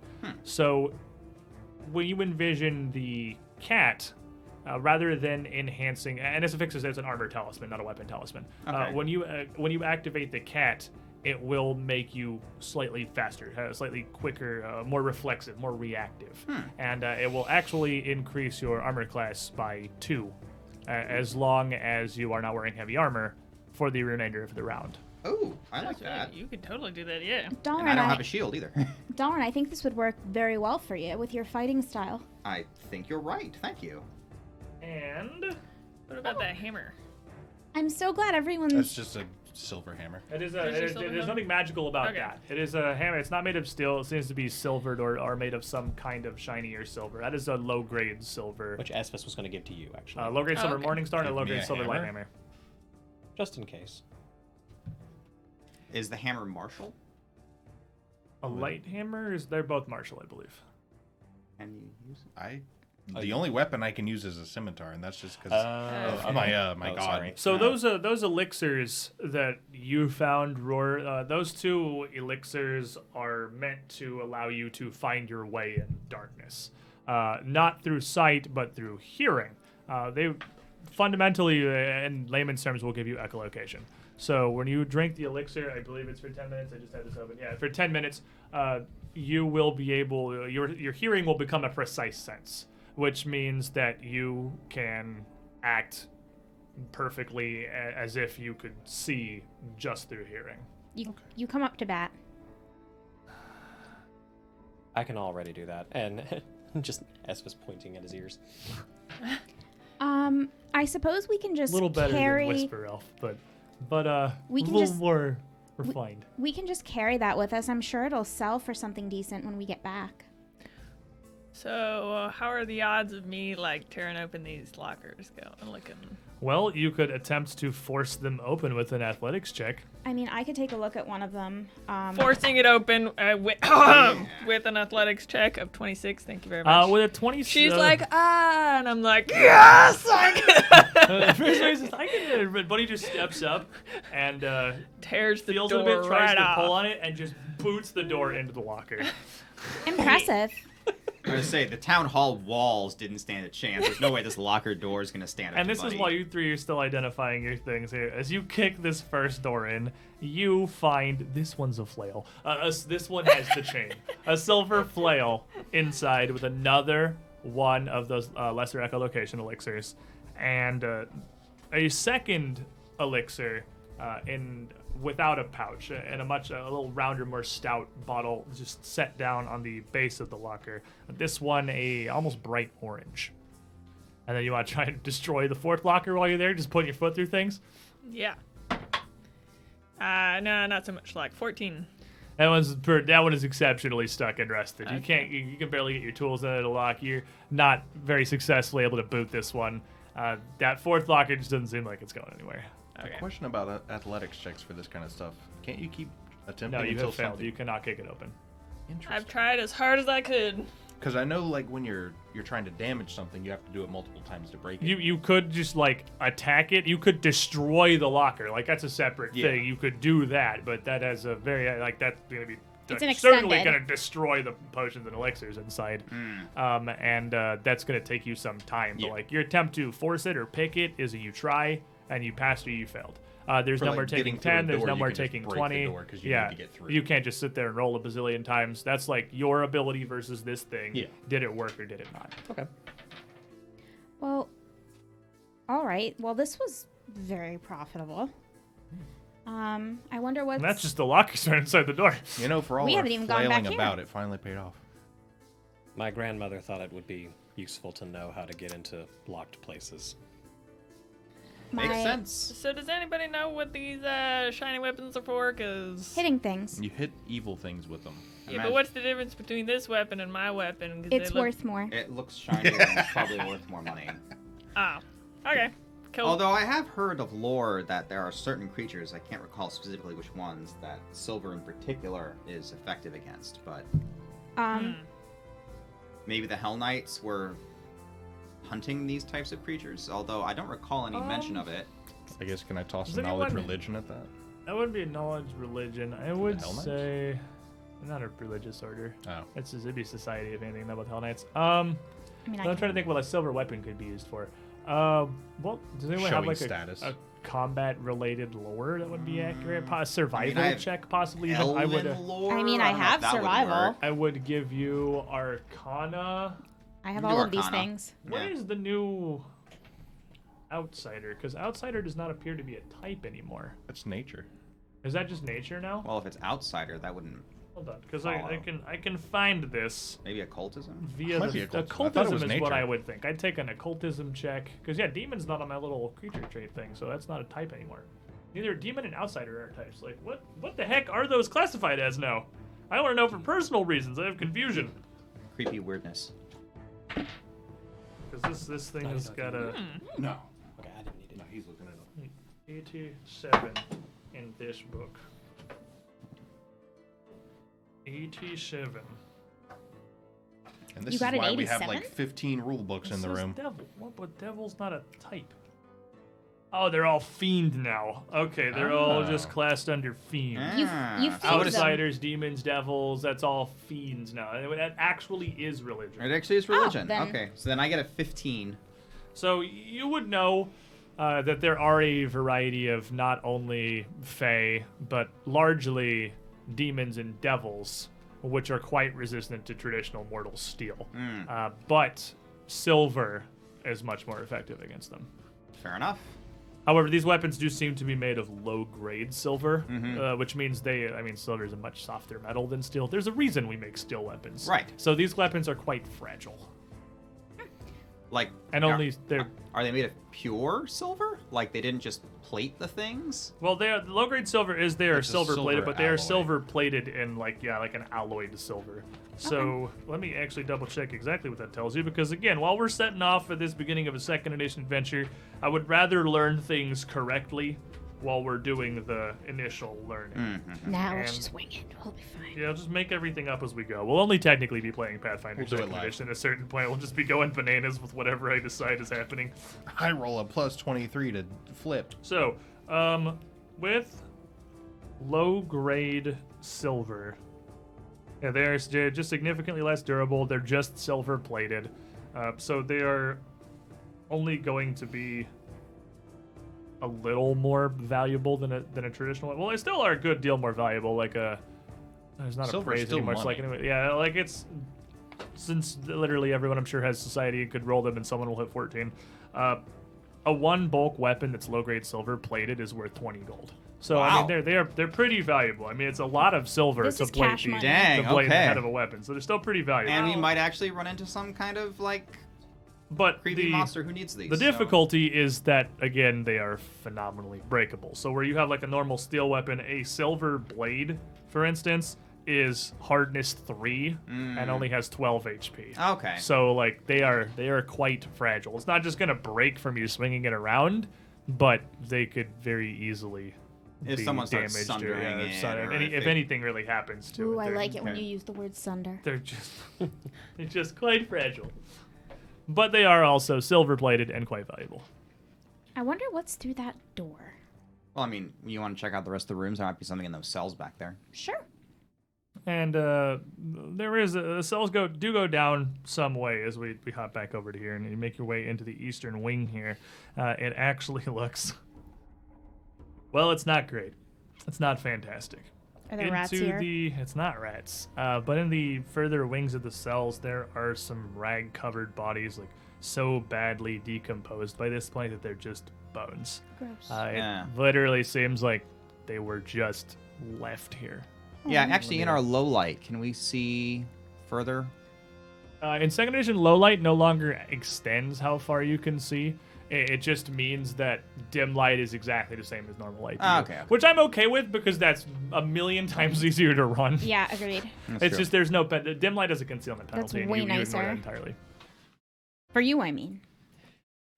All right. Well, At seeing these bodies, though, if it's obvious to tell that they were left. It seems like they were like the cells are still the cells were one shot. At this point, from looters and vandals coming through here, most of the cells have been forced open, but the bodies do look like they just rotted away and died here in these cells, kitted up in what were probably prisoners' rags, just very simple clothes at the time. Okay. Esphus, at seeing this, will actually he'll actually raise up his hand and he'll mutter something under his breath, trying to keep it secret from the rest of the group, but he'll actually take a pair of fingers and he will actually make a slow swirling motion and then clench his fist in the center before coming back to the group. And you're in the back of the group here as you make your way down through these cells. And it's a pretty narrow access hallway, so you kind of get through single file. So you're looking at these from a bit of a distance. You step back and largely as soon as you notice them. Okay. And up in the front, Buddy and Dalren, as you're just kind of looking over these poor souls that were abandoned. Yeah, what a way to go, huh? yeah, they just left them in the cells. These guys must have been in. I don't get the sense they had too much pity for those who broke the law. I mean, you'd think they'd try them first. That's possibly why they were in here left to rot. And as you're discussing, you're interrupted by a pained moan. As one of them on the floor moves, a hand reaching out towards the door, groaning as if on the verge of death. There's this shrill from the front of the party. There's a. It darn moved! I have And it- detect magic up. It most you're not detecting any magic, and it most certainly moves forward as this bone hand twists to kind of prop itself up, and the body starts to pull up from the ground, its skull cracked, raising up to look up towards you. Latent necromantic energy animating it as these four skeletons rise enraged as someone approaches their rest. Want to give me some initiative? Ugh. +7 for the knowledge religion check. And +1, because I guess I was still scouting technically. You still Yeah, scouting? we Yeah, were we're scouting. use +1 initiative for sure. Man, buddy. Moved. There's moving skeletons. It's getting better though. My initiative's getting better. Our internet's also getting better. It seems like it's dropping a lot less as we go on. Knock on the wood. It does seem like it's dropping. It's definitely still dropping a lot, but it's dropping less. It's good. Oh, okay, they're not. Okay. All right, buddy in the front. So that's the four furthest cells as they start to get up. So many books. So many books. I'm really gonna have to actually consider hiring somebody to just run the show part of this so I can run the game part of it. There's so many things I have to do. Okie dokie then. Wow. All right. Well, let's get some initiative, buddy. Is it 9? 11 now. Ooh, moving up big in the world. spender. Going in on it, Resume. 17. And Ruhr. Also 17. Who wants to go first? Me. Dalren. 18. Who's slow at counting numbers? Mm. As this? 28. I'm really sad you didn't say 19. My Nah. day is ruined. I'm kinda very low. happy that 28 happened. I am okay with this. Nothing's Yeah, gonna they're be. gonna roll a 29 though. It doesn't matter. Okay, so that's Turns out these are all super agile, plus like 10 to initiative. Told you. ninja skeletons. Told you they were Well, at ninja least one of them skeletons. is. Going up there. It's 18, right, Dalren? Okay, so he's there. Buddy, what'd you have? I had 11. That's what I thought. Got feast and famine here on the skeleton initiative rolls. Okay. Mostly famine. He broke a bone. That's how they died. Oh. Oh. Oh. One of them got real lucky. The rest of them are doing regular skeleton stuff. And here, taketh these tokens, which are the only vaguely humanoid creature token that I have, so such is life. It's okay, we're getting new ones. I mean, if you want skeletons. So, Esphis, you are You the got a first to closet? react here, but you're in the back of the group here. You're not in a great position to really see much down the hall. You can see these skeletons animating and standing up, and I'm going to give them cover from between the team and the bars of several cells in front of you, Okay. laying the way. But it's not impossible. They just certainly have cover. Esphis actually breaks his normal stoic persona, and he actually gets visibly angry at seeing these skeletons stand back up and swears in Elven, calling these things just these wretched abominations. And he will step back. I can still see, just trying to make sure that I'm at the 30 mark. Okay. And And what are we shooting at? The one that is closest to you on the left, since they rolled their initiatives in perfect order, this makes it a little easier. Going around clockwise is the order they're going to activate, starting with the one closest to you on the top left. Okay. And yeah, you got a good distance here to volley arrows through a whole bunch of jail cells. so hunt prey on the closest one for the left. Okay. And 2 arrows. So the first one is a 12. 12 is going to miss, just clattering through the bars and losing target before it brings close to the skeleton. And the second one is a 19. 19, however, will hit.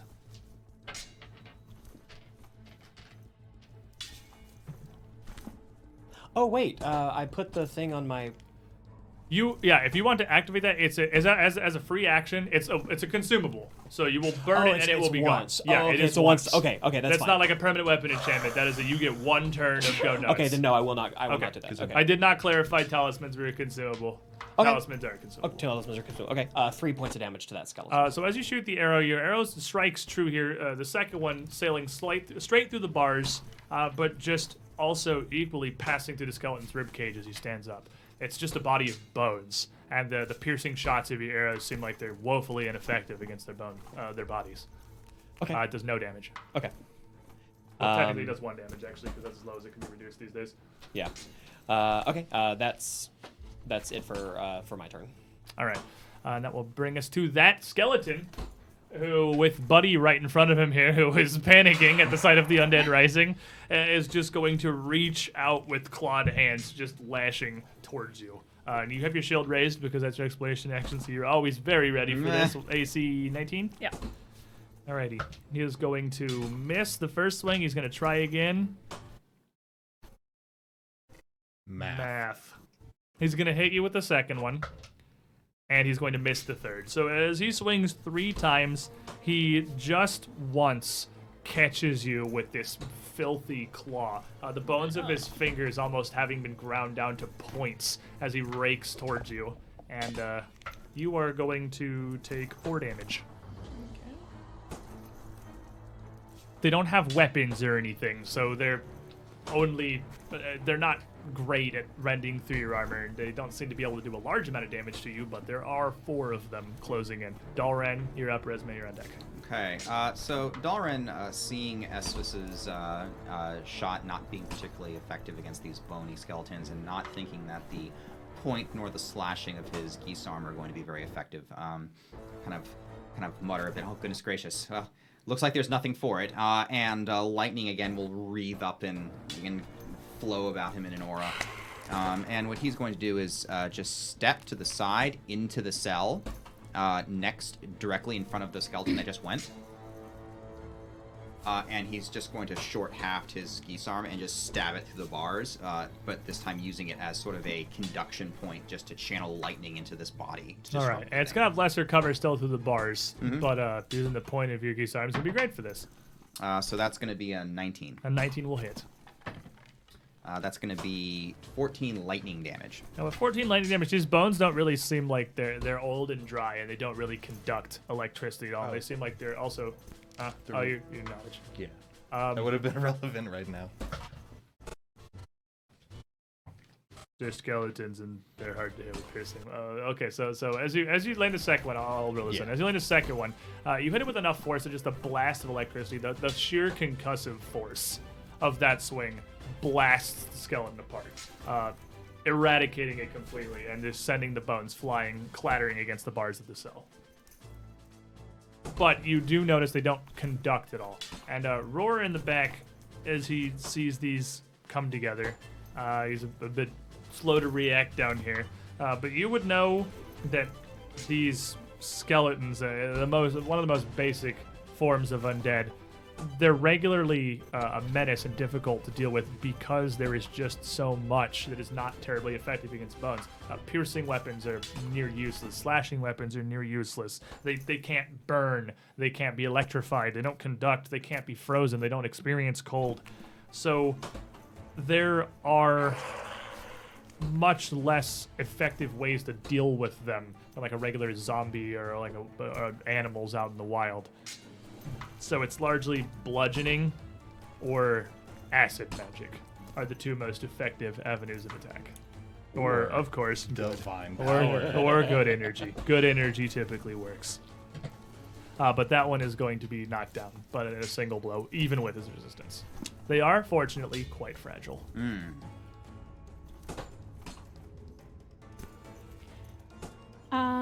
Resme will take a look at the positioning of where they are at, and Buddy will hear a voice in his head say, "Be careful, the floor's about to get slippery."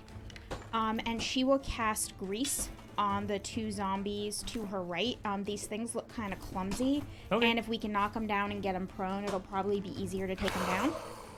So the 2 in the southern cells, does the Grease, they make a reflex save immediately? Or okay. So what is the DC? 17. First one is going to fail, and the second one is going to succeed. So the one nearest you fails, the one further back succeeds.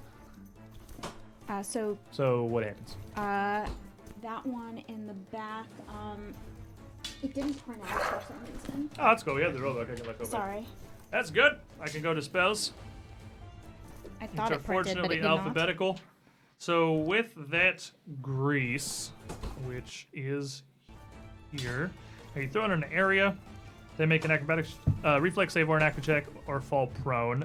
If there's an action to move on the greasy surface, they have to balance. Have to step or crawl, they're immune. So the first one that fails is going to fall down. So the first skeleton, as he's trying to pull himself off of the ground becomes grease, and he becomes completely unable to get any kind of purchase and get up, and just continues laying there. The one in the back, mostly already up, with its feet just being bones digging into the stone, keeps its purchase much better.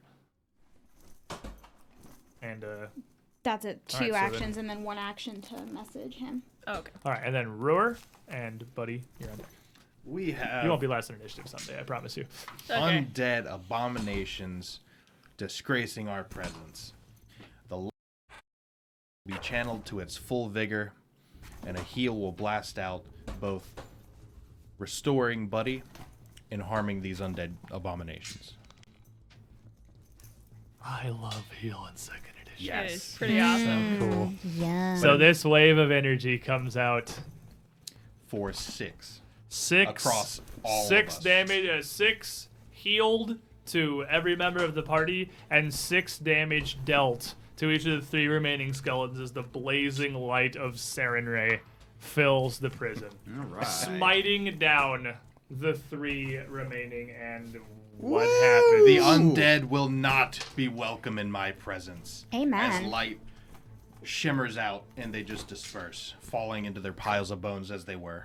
As they fall, and topple apart, disintegrating back down into normal bone piles on the ground. The one furthest in the back, the one of the grease that was still standing, seems overwhelmed by this holy energy, this burning light, and shudders and shakes before exploding, sending its bones flying around the area. And Buddy, I need you to make a reflex save.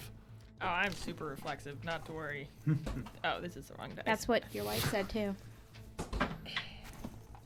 That's how we that's ended not up bad. That's a circumcised. 14.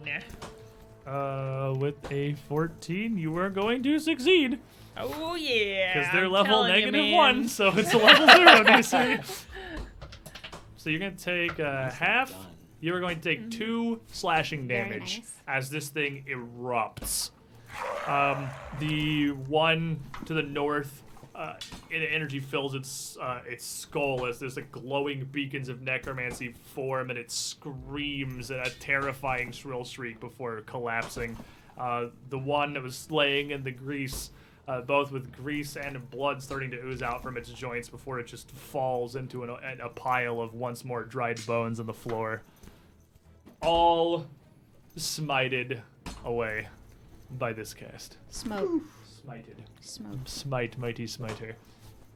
Well, this place done been Smoting. cursed then, because that's not natural right there. That's just, oh my goodness. I'm so glad you're here. You done saved us all, and I Purging undead is a proud duty of every Sarenrae cleric. And well done. Amen. And Very well done. I think with that glorious beacon of light there, that's a spectacular time for us to take our midstream break real quick. Take So, a break. those of you here in the chat, we are going to stand up and just refill our beverages, you stretch our legs for a moment. We'll be right back in a couple of minutes to continue our adventures through Citadel Altarian. Stay tuned, Princess everyone. Wave. BRB.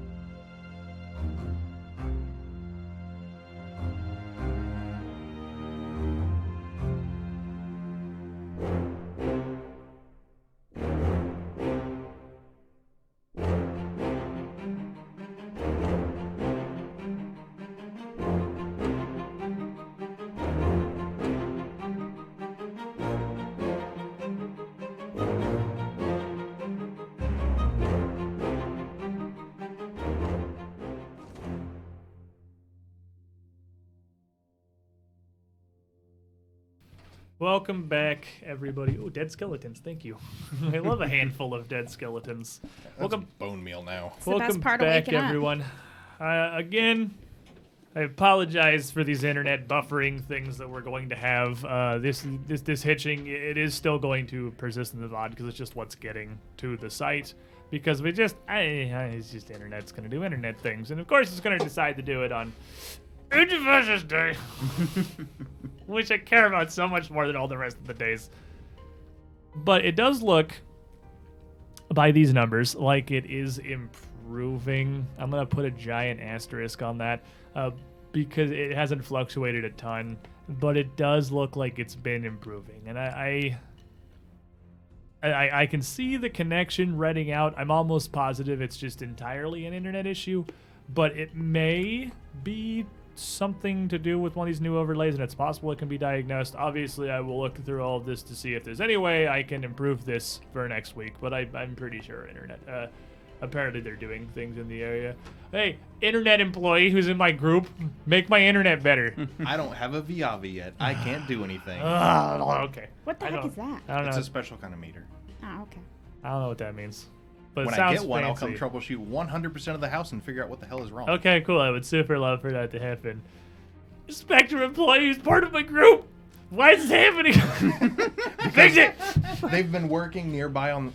Oh. Yeah, they've been building a lot of new houses and stuff Yeah. in this neighborhood, so they've been a lot of the time there is just stuff happening because there's a lot of just lots of trees around here that have been getting cleared out, new houses built, and they're doing work, and well, it happens. But hopefully, it will sort itself out at some point, and maybe it will not plague us for the rest of the stream. Who knows? But welcome back, everybody. We have just exploded an entire encounter full of skeletons with a single casting of the first level heal spell It's what we do. by our glorious cleric Roar. And as they are smoten. Smith's raid. Smiten? Smit? Wait, what was Smit. that? As What they was that are. little pamphlet thing we found? Oh, crap.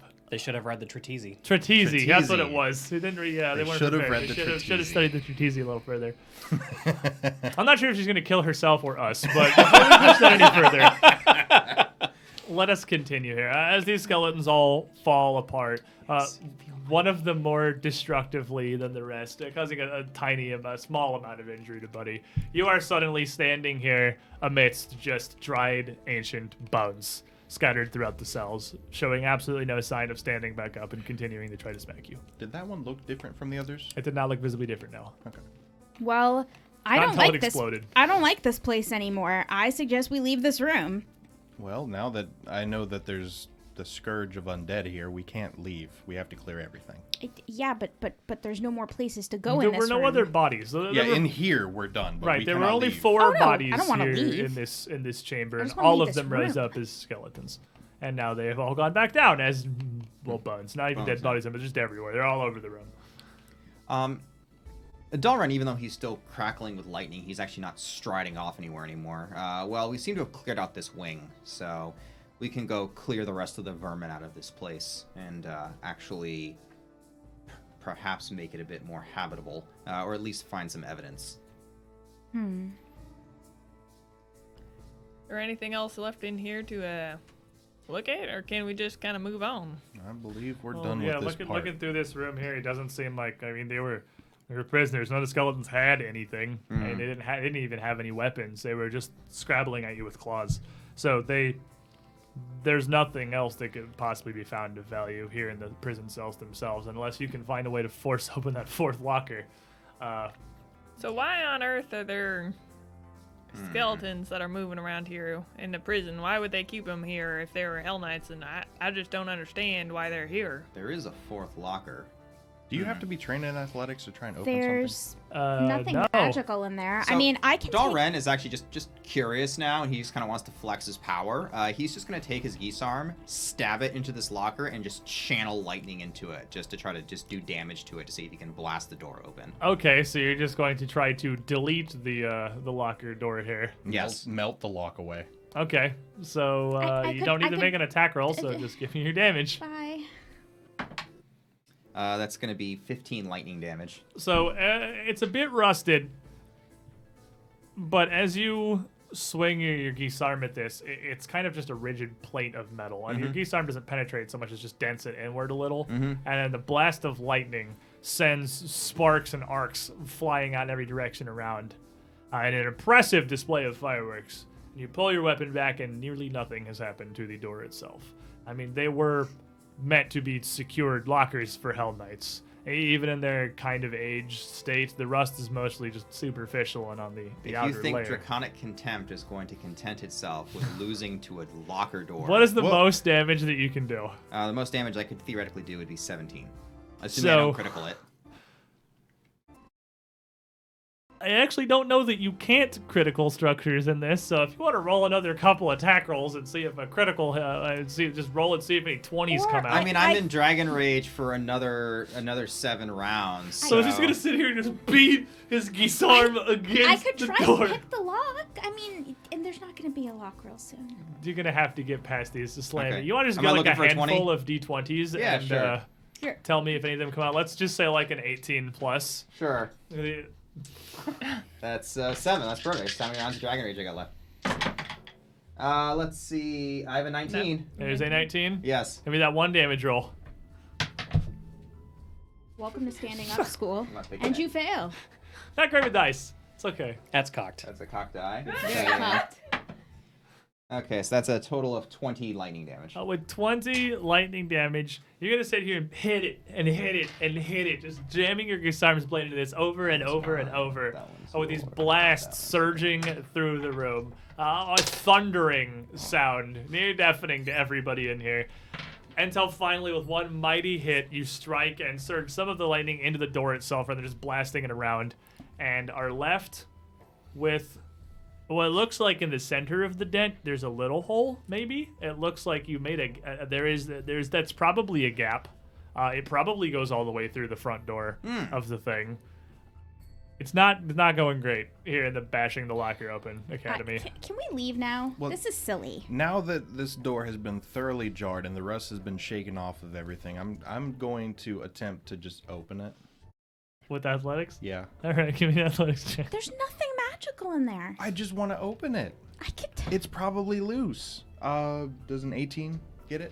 I would say in its current state, after that assault, an 18 would barely be enough for the tiny little halfling. Who rolled a 19 on the die?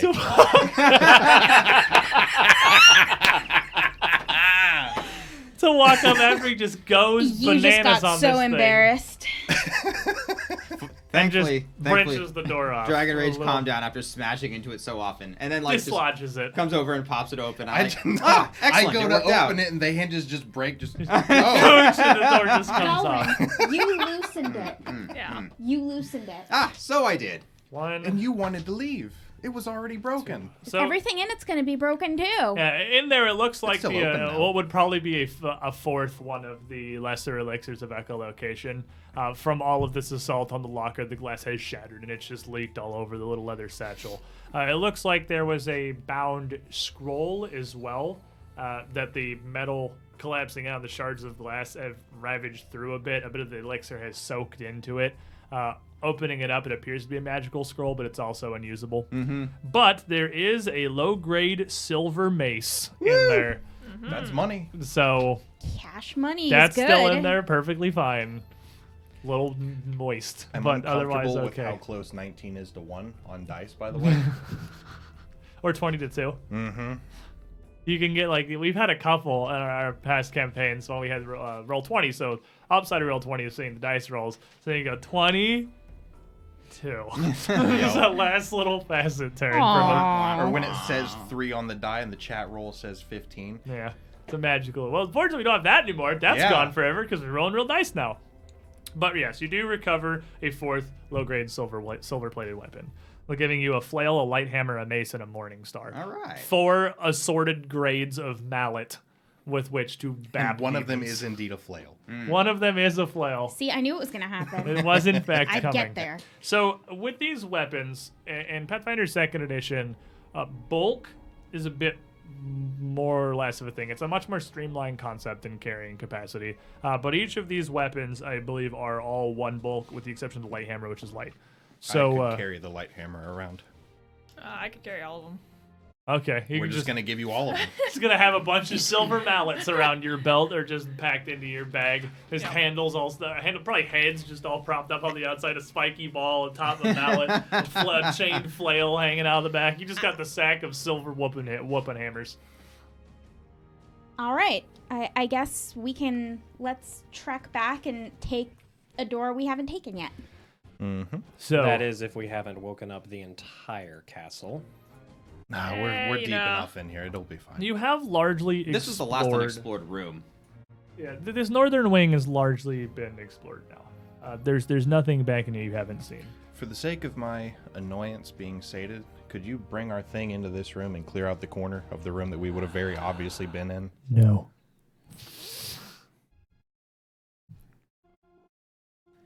Okay, let's see here. So we're gonna go back into the rat room. Sure. Yay. There you go. You happy? So back into that's the rat room right there. Yeah. Yeah. So On to the passing next little room from there. Yeah, passing in through this door is going to lead you into yet another of the bases of the small towers with doors leading out into hallways on the other side. And let me reveal that real quickly.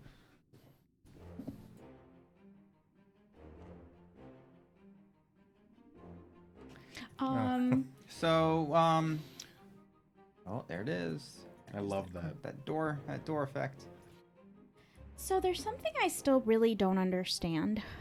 And what would that be? Why is it that you're here? I'm not really sure why I was chosen. But the main reason that we're here is because there was an inconsistency in files. So, the Abaddon clerics asked Saren Ray clerics to come and investigate. You're literally here because of a literal clerical error? Yes. Technically a clerical discrepancy. It could be fraud. I'm here to perform a clerical duty. So these, as you're discussing, these Wow. halls around the tower, the one to You're your left as you dedicated. enter the eastern leads back to the turret from which you entered. And you can see that the right-hand side of that hallway is completely and utterly demolished. It's not a wall anymore so much as a heaping pile of stone and rubble. Everything right in here. So it looks like Yeah. Dalrin's come through here. So there's no, you have no way of knowing how much is piled up on the other side of that, but it looks like it is far beyond means or time to be, in any reasonable time frame, clear that out. So this brings your options kind of back around to either going left from the very first door you came in, or heading down this hallway along the back side of Citadel Altarian's Keep. I get a So good far, you have not feeling. found any way that actually leads into the keep itself, but you have fully explored the northern wing. Let's go back. Let's go through the back way. Well, let's go with this way to our right here, since it's right Yeah, in the front back of us. way. and Sure, explore. the back Yeah. way. I think you're saying the same thing. We did. It's what being married is all about. Saying the same thing, but still managing to disagree. Yes. That's the true essence of marriage. They've got it down to a science. That's why they're so happy together. 16 years. So this leads you once again into another one of these small turrets. What's above us in these?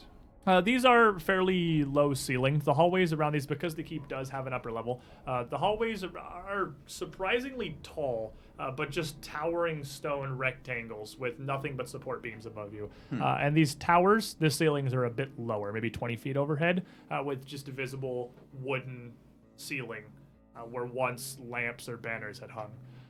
There is another doorway that just looks like it continues leading around these hallways, or one on your right that leads into the southern wing of the citadel itself. Well, let's open the door that leads back the way we came, just so we can actually have a visual of it. That kind of just leads to a very small antechamber and another door. This looks like it is. This is where the hallway ringing around it breaks off. This Alright. place This- is just made of doors around This here. center area, though, there must be a way into it, and I'd like to clear it out before Yep. we head to the other wing. Yeah, there's no reason to leave a gap behind us. Sure. Can we make a buddy hole? You can use a door. Oh, that works too. You could also make a buddy hole, probably. Yeah, so we'll just continue through these tiny little chambers. Ah, So what's as you that to our continue left? onward now, here you finally find what you have been looking for. You finally find a doorway angled towards this inner keep, this inner area. And this door is much different than the simple wooden doors that have separated all the rooms in the Citadel so far. It is a massive, solid iron gate, but it's not closed. It's hung nearly a foot ajar, letting you see into an inner courtyard. At this point, just filled with dirt and mud and no grass or growths or anything in there.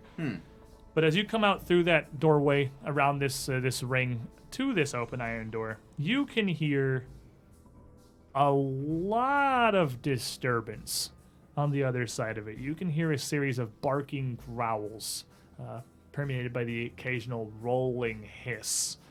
You can hear claws scraping on stone. You can hear the voices of goblins arguing what seems like overhead. And certainly you, Adalren, and possibly Resme and Roar as well, would recognize the voice of Calmont, the apprentice from the bookstore in Breach Hill. Vaz's little halfling. He never really seemed like a super personable sort. I don't imagine you'd be close friends with him or anything. He's not exactly the friendly type, but you can hear his voice intermixed with the goblins as well. All of them speaking Goblin. Does anyone speak Goblin? Aha! 2 of you speak Goblin. All of them arguing. You can hear you can make out enough of little snippets of it to put together that Calmont is making increasingly insulting demands to be shown the way to the dungeons, and the goblins are refusing and screaming back at him. Would chugging an echolocation potion help us hear more? I would imagine it certainly would. I'll go ahead and chug one and see if I can get a better sense of what their conversation is actually about. So on the... One moment here. I wonder if that lets that's a little chamber. see them through the door. So on this room that you're in extends off a bit to the south, but that's not what you're interested in right now. There doesn't sound like there's anything coming from behind you right there. You can see a row of stadium-style benches fading off in the darkness beyond your torchlight. As you drink this, your hearing does not improve whatsoever. However, you can see the rest of the room beyond the light, in black and white beyond. It seems the rear is completely misidentified what this potion does, and it gave you dark vision. Oh. Those are all dark vision elixirs. Okay. But you can see the other half of the room, and you confirm there is nothing terribly dangerous in here. Just some benches lined doesn't up. sound and some very reassuring. Garbage scattered throughout the floor. You can see the whole room, though. Terrible. Here, let me... Esphis will kind of wave to get everyone's attention. The apprentice is here.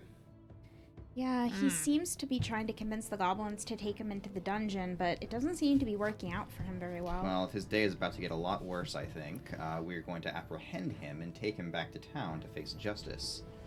Please try not to kill him when you're lightning-y. Well, of course, we're not going to be killing people.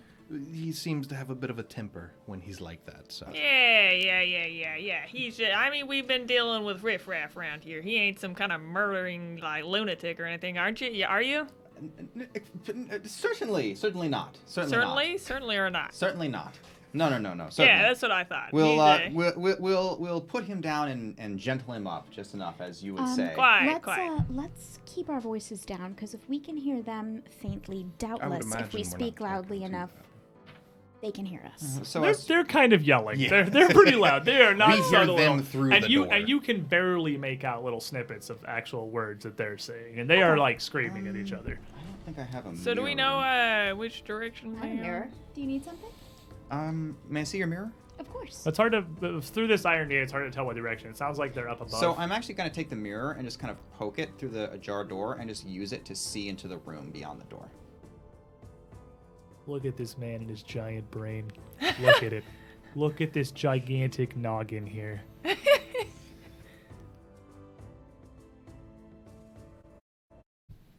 As you do that, as you Your reach hand up, is chopped.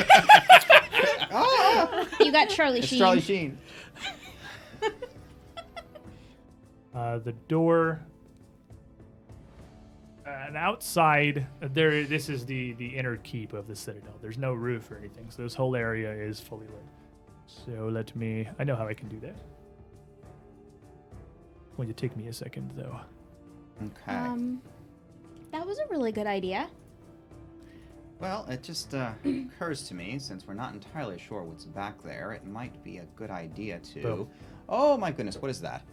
So looking out into the keep through this mirror, you can see a massive lizard creature, some kind of a huge reptile, almost like a crocodile, but with small ridged red spines down its back and a crest on the back of its head like some kind of a dragon. It's on the other side of the ruined wall that you had passed on the opposite side of the keep. And at the bottom of what looks like stairs that once ran up to the battlements. But no longer? No longer, because as that northern wall was collapsed, the bottom half of the stairs was as well. This creature is the hissing and the barking growls, as it very angrily at the bottom of the staircase here looks up at all of the goblins and Calmont visible up on the battlements above you, trying very hard to acquire the food that is up there. You can also see the gaggle up on the ramparts on the eastern side, so to your right, out through this door. A dozen goblins, maybe, with one of them with some brightly red-dyed leather, not so much armor, but as clothing out in front. That one and Calmont screaming at each other. None of the goblins appear to be armed. That said, there are about a bajillion abandoned goblin weapons scattered throughout the keep, where they look like they had been dropped as the goblins possibly fled in panic from the giant crocodile dinosaur up onto the ramparts. But Speaking of, do I potentially we'll know get there. what that is? Calmont, however, does have a dagger in his hand and appears to be now increasingly threatening the goblins. And as you're looking through, each of the four towers you've walked through around the outside of the keep obviously crest up past the battlements into an upper area, and two of them on the northern side have largely collapsed down as well. The northeastern one having lost all of its southern half. And as you peek through and see this lizard stamping around, clawing up at the edges of the keep, trying to figure out how to get up onto the stairs, the bottom 20 feet of which are just gone now, this argument hits ahead, and Calmont screams out, "Well, fine! If you won't tell me how to get to the dungeons, I'll take your chief!" And reaches out, grabs the goblin in front of her, and brings the knife up to her throat and drags her back on the tower behind him. And the rest of the goblins all just kind of scream in panic and look at each other and don't know what to do. Well, apparently the goblin's chief has just been kidnapped by our arsonist. Do they look like they're from the Bumblebrasher clan? The only other They goblin. look like goblins. Yeah. Well, None of them are wearing anything super identifying or Okay. anything. Well, it seems... does anyone have a grapple hook? I got rope. I have a climbing kit, so yeah. Okay, so that could actually help us get up here. So if we can defeat this lizard thing, it seems to still be preoccupied with the goblins. We could go through the door, attack it with whatever ranged attacks we have, and then close with it later. And that should do enough damage that we can pull it down without it. You think being able this to is hurt the us. only way up there? Well, we need to clear this monster, and it seems to be the case. The stairwell, this is the stairs that went up there, but they're damaged now. I mean, it may starve to death if we just keep it in there long enough. I didn't know if there were another set of stairs that goes up there.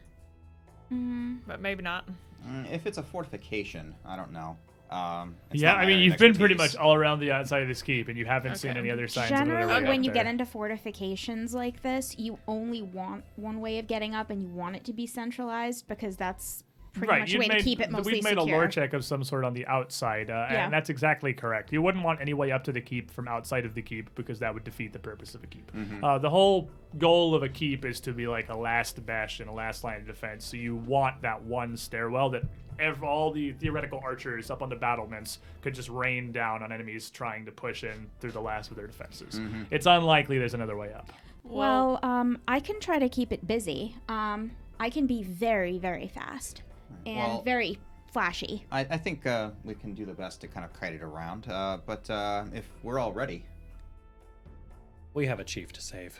Indeed. he'll ready a javelin and turn on Dragon Rage before we kick the door open. I'll Yeah. turn on Fleet Step. And as the group of you pile into the room, take this large angry crocodile thing token Rawr. and roll me some initiative. It's better than those broken wings. Oh. I'm gonna use a coin on that. Oh man, I'm getting so good. Yeah, look at you. Remember to add a +1. All right. Still using a coin on that. I don't blame you at all. All right, see if that's any better. That is slightly better. Thank you. I like mine. Okie dokie then. So, buddy, I heard sounds of joy come from over there. Well, sounds of joy better than last time. It's 18 now. Oh, that's pretty good. That's what I'm talking You about. getting up there? I'm gonna put you on the right side of the GM It screen. might be a little over ambitious, spicy. but I like it. 16. Oh, look at your beats. You're not last. Resume. 26. Okay, you're not that high, but that's all right. Dalren, 12. look at where you are, buddy. Look at me. this. I'm really up Esmus, there. 27. You're 26. Okay, well, I'm just gonna scooch a little bit. I didn't leave enough headway for the exclusively 20s that is Esvis's initiative. Have you It was rolled a lower than like an 19. 18 on initiative yet? Just Esvis? once this Just- game, actually. Yeah. You've had spectacular initiative so far. Lightning reflexes of the elves. Look at this. I mean, man. Espis is trained for this kind of stuff. And as you It's funny. open the gate and open up the area to the keep, this thing is a massive, heavy door, and this crocodile dragon thing hears whatever's happening, turns around, and sees different food that it can actually reach, and with a hiss, rushes towards you. And he is going to get. Okay, what'd you get, Bren? I What'd you got get, an Dirk? 18. 16? 18. Okay, so players win ties in second edition. Just whole stop because your heroes and rules apply a little bit different to you. So your 16 is just better than his 16. So you are going to get to enact this plan. Esvis and Resme, you're on deck. All you were very much in sight and range of this creature. And the secret check. Oh, and the secret check, right. Let me see what you know about whatever this thing is. What is your +7. Arcana? Oh. No, I don't know about this thing then. That's what that's a critical failure for assuming. What's your Arcana? My Arcana is a 1. I'm not trained in it. So I don't know that I can actually know things about this thing. I don't actually know if that requires trained. I now recall knowledge is untrained. You can Okay. attempt, but looking at this, I mean this looks, although it doesn't look exactly like a crocodile, but it's built and moves very similarly to a crocodile, and you're fairly confident the way that this thing's bitey mouth works. It's just gonna run up, it's gonna grab onto you, it's not gonna let go, and it is going to commence the rolling. And getting grabbed is going to be a terribly bad time. But Basically that said, take it he's at only face value. he's only one crocodile, so it's not impossible that you guys could help each other out were somebody else in range to assist given that situation. So Esphis. The first thing Esphis is going to do is he will use the consumable for his bow. For There this we go. Potency big crystal thing. activates, and for this turn you have a +1 striking longbow. So Yes. your attacks are 1 higher. You roll 2d8s for damage. And then spending an action to hunt prey. This is now big. This is big prey. This is big prey. This is prey. And as Esphis locks 2 arrows onto his bow, he's just going to kind of glance over at Buddy. Remember the crocodile?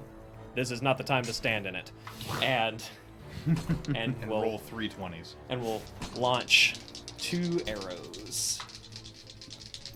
So first one is a 10. Total? Yes. That's gonna miss. The You've been second- getting really used used to to your close close range range. longbow here. Yeah. The second attack, much better. That is a 17. Plus A 1 from your... Oh, that's right. So that'll plus be 1 from your potency bonus to crystal. 18. 18 will hit. Okay. You get 2d8 damage. So 2. Don't you put that evil on me. 15. 10 points of damage. 10 points of damage. Nice. Solid. And I will take a third attack. All right. No! No! What do you got? Oh, natural 1. Well, yeah, that's definitely gonna go wide as you pour all your energy. It doesn't even go wide because Esphus like locks the 2 arrows and sends them, and then he just goes through the motion, doesn't even grab an arrow, and it just falls to the floor out of his quiver, not even You're noticing. amazed, like you can feel the force behind each of the others, the potency crystal. They're like, wow, this is amazing. Oh crap. Resume, buddy, you're on deck. Buddy, you're going third. I'm a going. Resme is going to move 55 feet parallel to that lizard thing. Like closer to it? No, like back. Eh? No, Like up? back a little bit. Yeah. Oh, like parallel to it. I Yes, see. exactly. I see what you mean. That took me a second to understand what you meant. And then Tangent. yes, and then she's gonna cast Tanglefoot on it.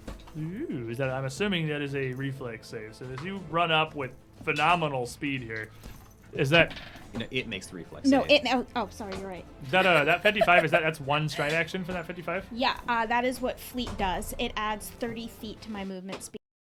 Speed is 25.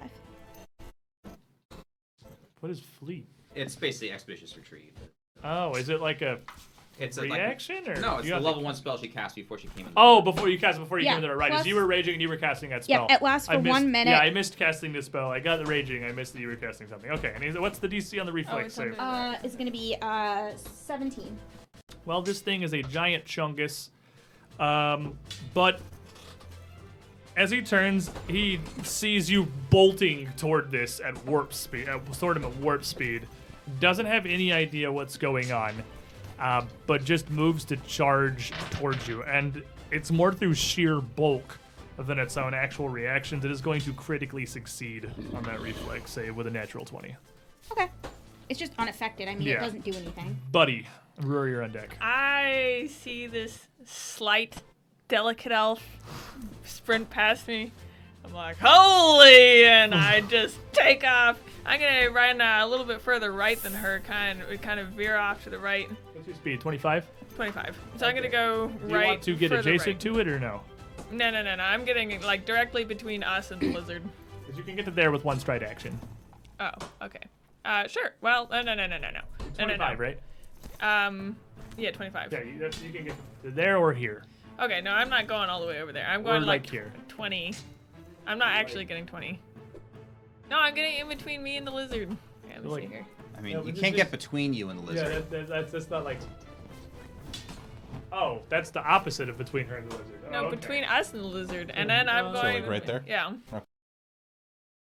And then I am going to pound my armor and make this like horrible racket as loud as I can make it, and try and get this lizard's attention. I don't know if that's an intimidation check because I'm trying You to. can absolutely make an intimidation check to demoralize. It's going to take a -4 because it doesn't speak common. Okay, but I'm you trying can to like Yeah, really but I mean that's get still it. you're still gonna, regardless of the results, you were screaming at the Yeah. dragon, lizard, crocodile. Yeah. So that I'm making a lot of noise over here with 6, Ton of 6 noise. noise, A lot of a noise ton of happens. noise. Very noisy. and then I'm Oh. going to raise my shield. I was totally wrong about Tanglefoot. I am so sorry. What is Tanglefoot? I roll.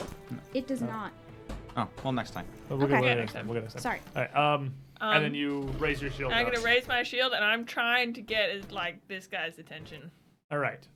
Ruhr, and then that thing, and Dalren, you're on deck. I'm going to follow Buddy's example. Move over directly behind Buddy. One back. Not getting Yeah, quite it's so like close. positioning behind Buddy, but not directly touching Buddy. And I'm going to, as I'm moving, start casting a Blessing of Sarenrae. Get in position, fire it out, and shoot a ray of enfeeblement. All right. So give me that to roll. Here's a coin. Where'd my coin go? Give me that to coin. Here's I my see coin. a 4 in Yeah. the distance. That's also a 4. What a reroll. 11. What a game, what a player. As you rush up, shooting this ray of enfeeblement here, as it's just charging around. I mean, the beam seems to hit it, but it just completely ignores it. Again, the thing just seems to be such a chungus, it just doesn't really care about what's being thrown at it so far. It is a massively huge dragon lizard thing. And with that, it is, well, Buddy is in fact a little bit closer and making a ton of noise. He's just gonna rush on over. And as he rushes up to you, he opens his mouth super wide. Not even like he's going for a bite, but even beyond like a hiss or a roar. Like he was the dragon trying to breathe fire or something, but nothing comes out. Nothing comes out. No fire, no blast of smoke, no anything. Until around when he gets you, you and Roar are both hit with an overwhelming wave of sickening nausea. I need a fortitude save from each of you. All right, I got a 6. That's a critical fail. 10. Coin. I may. So Roar, you critically fell. You're sickened 2. Ooh, much better. That's a 22. With a 22, it's disgusting. Halfling luck. Okay, what's happening? Like? Reroll a failed save or skill check. Once So per like once day. per day? All right, halfling luck. Get some luck. Good. 17. 17 is still a failure, but you're only sickened 1. It's not a critical failure. That's a significant All right, so improvement. yeah, all your checks and DCs are reduced by 1. And as this invisible wave of disgusting breath hits you, he then does, of course, attempt to give you the snap. Your shield's up, AC 19. Oh, it's a good thing your shield's up. That's an 18. As he rushes in, and you're just barely able to fend him off, as he's more interested in releasing that breath than he is on immediately getting a hold of you. Nice. Doran and the Nesphis, you're on deck. All right, this is exciting. So Dalrin has a javelin ready in his hand, so the first thing he's going to do is just chuck it at this thing. So just try to bury this javelin in its hide. That's going to be an 11. And 11, it's just going to glance off harmlessly. Then he's going to move to be directly diagonal to it. And ready that geese arm and give it a slash. So like here? Yeah, right there. Okay, well, how Pathfinder works, that is actually 15 feet away. Because of the alternating diagonals. Explicitly exempt for melee reach weapons. All right, cool. Then we're good. I didn't know that. Second mission has streamlined a lot of Ooh, things. Nat 20. Then not 20? All right, then you are going to move in and get the first real solid blow against this thing as it's focused on Buddy Almost with max damage. So that's 17 times 2 is 34 lightning damage. What do you do?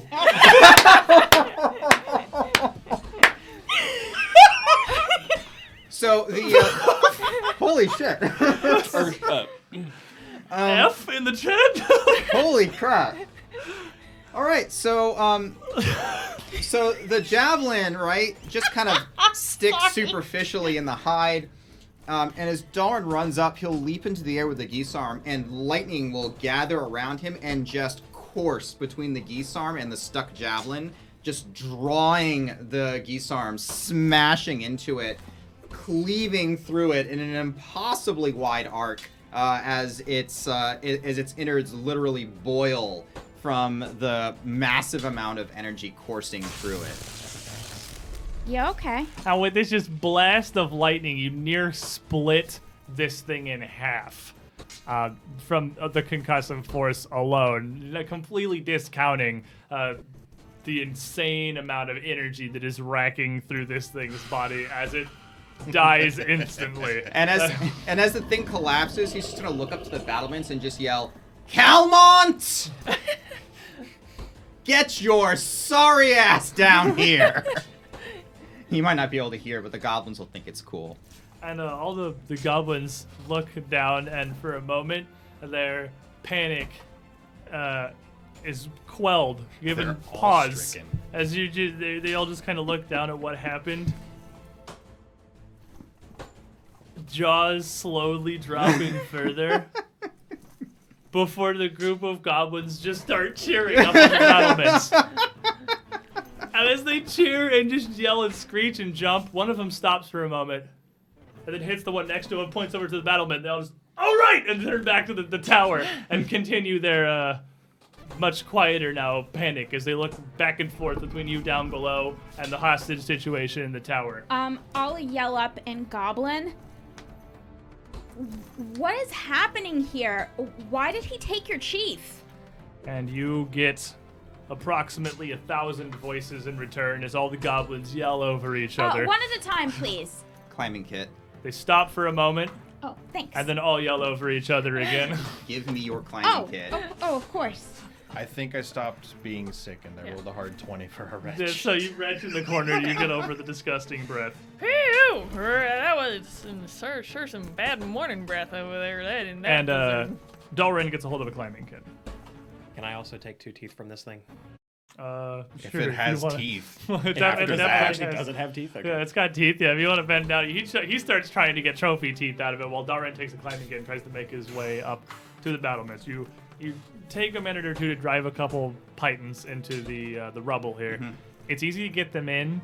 It's a little concerning that it's Oh no, I'll go over to actually where away from the rubble. I'll just past the edge of it a little Mm-hmm. bit. Still, the stone is kind of soft at this point. It's like the whole of the citadel is weathered and not well kept. It's easy to get the pythons in, be fairly confident they're gonna hold solidly enough. Okay. And the group of you, give me my dragon.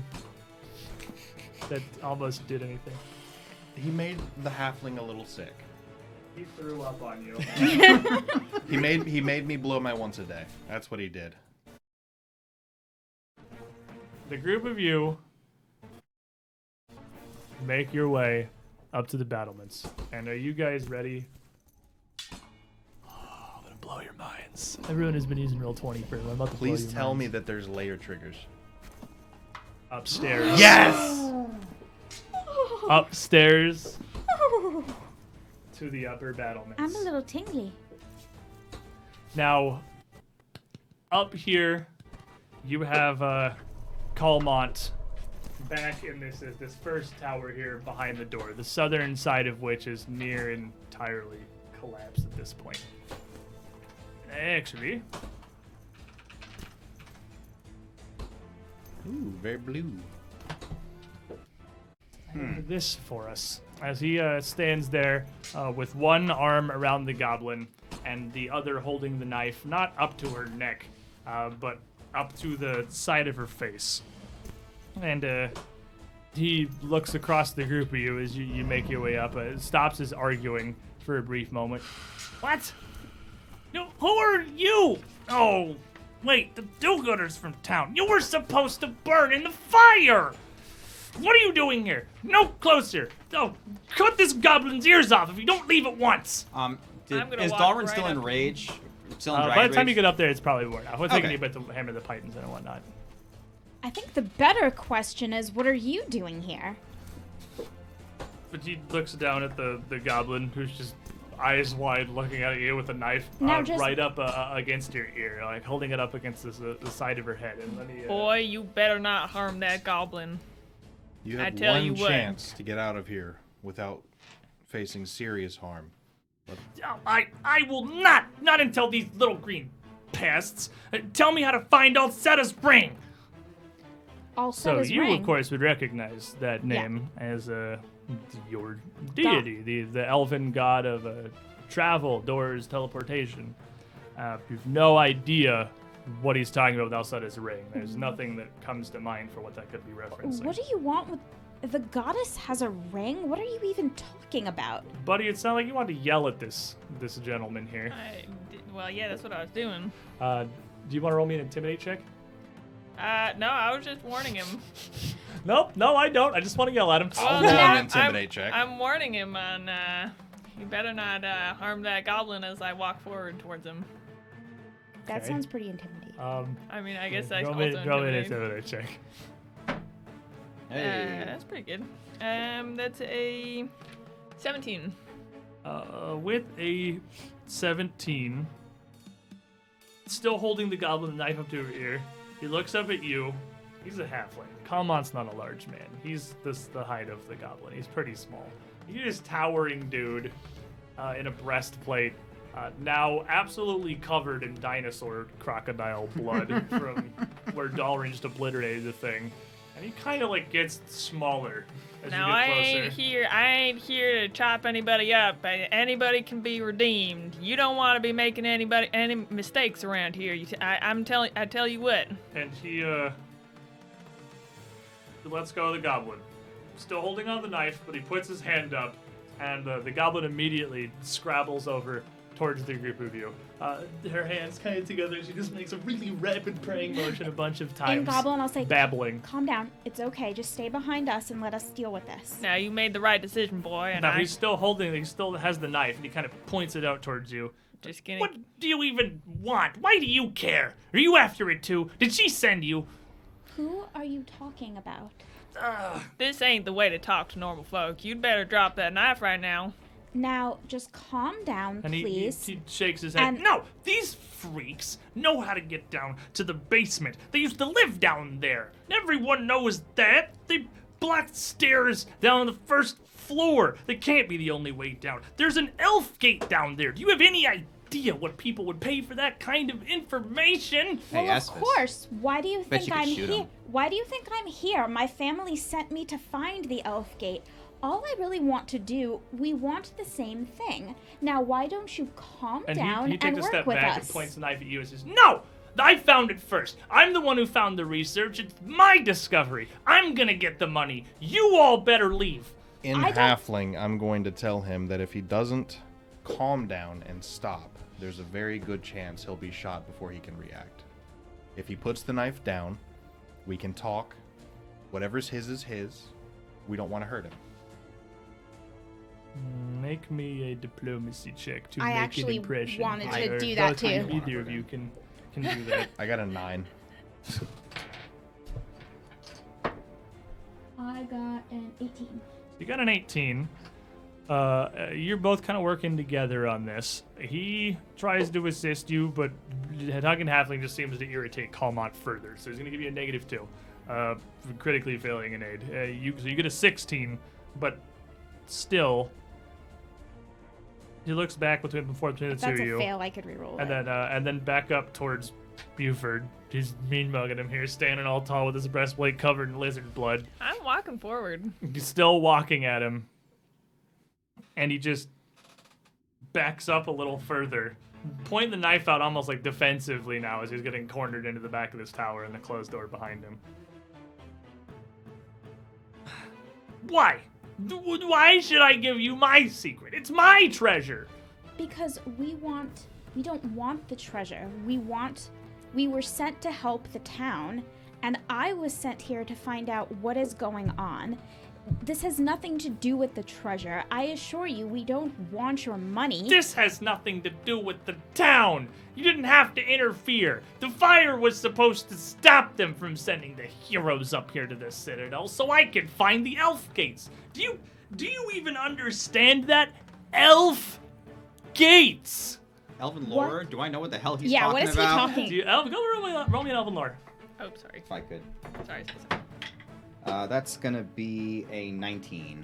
17. With a 19, elven lore. With a 19, it could possibly be a few things, but the best thing you can think of, especially with regards to Alceta, the goddess of doors and teleportation, way back when elves were much more of the predominant race in the earth before humans and all of that, they had a system of transit that they used to get around that were basically teleportation circles. Whoa.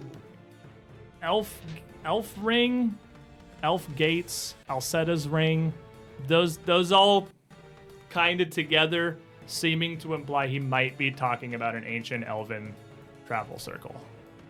Dalton's eyes are gonna get a little bit big. But as he you just don't kinda really know the thinks about it. specifics of how they worked or if they would still be functional or even much more about them other than that they existed. Huh. Does Calmont have any area he could reasonably retreat to? Like there's a door behind him he could open, but he seems a little overwhelmed by panic and is about walk back into it at this point, and it would open inwards, so not easily. All right. Can not as an aggressive action, but can I focus him as hunt prey for the purposes of like if he does bolt, I can track him essentially? Yeah. You are hunting this halfling. Yeah. Okay. All right. Thank you. I'll actually pull out my Alcetta's medallion, and I'll look at him and I'll go, I am a worshiper of the goddess. I don't know what this necklace means. What does this have to do with the elf gates? This is Alcetta's symbol. I know. He looks at it like he's thinking really, really hard. Do you even know about the goddess? Do you know what she's capable of? Who cares about elf gods? I just want their magic, their treasure. If you don't know how to use their magic, you could get very hurt. And he seems to get kind of agitated. But do you think I'm stupid? Do you think I can't figure out how to use elf magic? I don't even need to do the elf magic. I can get... He stops for a second. Yeah, think about that for a minute. We're trying to offer you a safe way. Well, you back then. down. You help me use it. Okay. Let's do this together then. He's still like a decent distance. Like you're kind of across the tower from each other, like 10 feet away or so, and he's just seemingly growing more confused. How long does it take me to walk there? Well, I mean, you're like. You're the slowly reason he's backing advancing. up. Yeah, you're the reason he's backed up into a Well, corner. you better put the darn knife down. Now, Are you walking all the way up to him? Yeah, I'm walking at him. What do you think I've been saying? Okay, you walk it. You just straight up walking up to this dude. All right, so Yeah. you just walk right up to Calmont, and what do you Grab do? the knife out of his hands, smack him right across the head. You straighten up, boy. So You're just in out of walk your up. league At here. this point, you just grab him, you slap him, and you take the knife. You're in over your head. You'd better Doesn't straighten up really real make quick. Goodness. That one's so much easier. He just kind of lets it happen at this point. He's sort of like, he's terrified of you. You've tied some amount of sense into him, and he's realized he has no idea what he's actually going to do with this. now, would you like to sit down and tell us what you found out and why in the world you decided to take these kind of measures? No, I just... Do you realize how valuable these elf gates, they connected to places all over the world. You know how much money the richies would pay for something like that? Get me out from under Voss's thumb! Ain't much value in it if you're dead, so you'd better straighten up real quick, and we're gonna figure these out, right? Kinda How looks many up at you. Richies would actually want to travel all the way out here? Well, it's magic. It's a ring. That's not how these work. They're located around points of power. They're How would you know? Because I'm an elfin sorceress who's a worshiper of Alcetta. And he reaches up his hand and starts like whacking his temple. Oh, stupid. Come on. Stupid. Didn't read enough. Of anyone to possibly have expertise on this, prime example. I mean, in all honesty, it's probably quite lucky that you met us. Perhaps this is your lucky day. I mean, if you're really And right to interested... interrupt that, the goblin that he'd been holding, it seems to get her nerve together and runs up and slaps him across the face too, and then runs back behind you guys and physically hides behind Buford's leg, beating out at him. And Calmont just kind of holding his face like, stop That was possibly deserved. hitting me! We're not going to hit you anymore, but let's face it, you might have earned that. Oh, I just wanted the money to get the hell out of Voss's shop. Dalryn, do arrows count as hitting? And she's just rubbing the side of his head. No, come on, do this. Come on, read that. I could think Come of ways on, it that's wouldn't. not how you pronounce Abadar. Oh, Calmont, stop. Stop right now. Come on, do you realize how much money there was downstairs, and you're messing around with the goblins up here? well, I didn't. I didn't know anything about the citadel. The stupid points of the goblin behind Buford. She was supposed to show me how to get in the basement. Did you have a prearranged agreement? He just kind of points at the knife. So what's the supposed to here? Well, they're goblins. You They're counted not even your people. eggs. You counted your eggs before you had them. What do eggs have to do with this? Why? We're talking about elven magic. That Well, you don't have in your hands, that you can't use. It's worthless to you. But how do eggs help anyone? well, aren't you hungry? If you count your eggs, No. Before No, they- you're distracting me. No. Okay, so what Dalrin is just gonna take some rope out of his pack because this is not going anywhere. Calmont clearly doesn't know anything more, so he's just gonna walk up and he's just gonna like lean his knee into his back and just tie him up. Let's just push him on the ground and just bite him. He's gonna kind of wiggle more from. Well, on the bright Contempt side, and you'll never little have to worry tiny about anger. working at Vaz's bookshop again. I think. I'm gonna go and kneel down by the goblin and just be very not aggressive and just say, I'm really sorry that happened to you. Would it be okay if we spoke for a minute? Oh, everything's ruined anyway. The stairs are destroyed by the stupid lizard, and the goblins won't tell me how to get downstairs. And now heroes are here. Are you talking Well, to I'm- Calmont? no, I'm or talking the to the goblin. I think we're done with. I'm Calmont. done with him. I'm talking to the goblin. Oh, you're talking to the goblin. Oh yeah, I don't care about him yeah, anymore. so sorry, but I parsed that through Calmont's mind. What are you asking the goblin? I'm apologizing that she had to go through that, and I'm asking her what this was all about and what he wanted from her. And she looks up to you.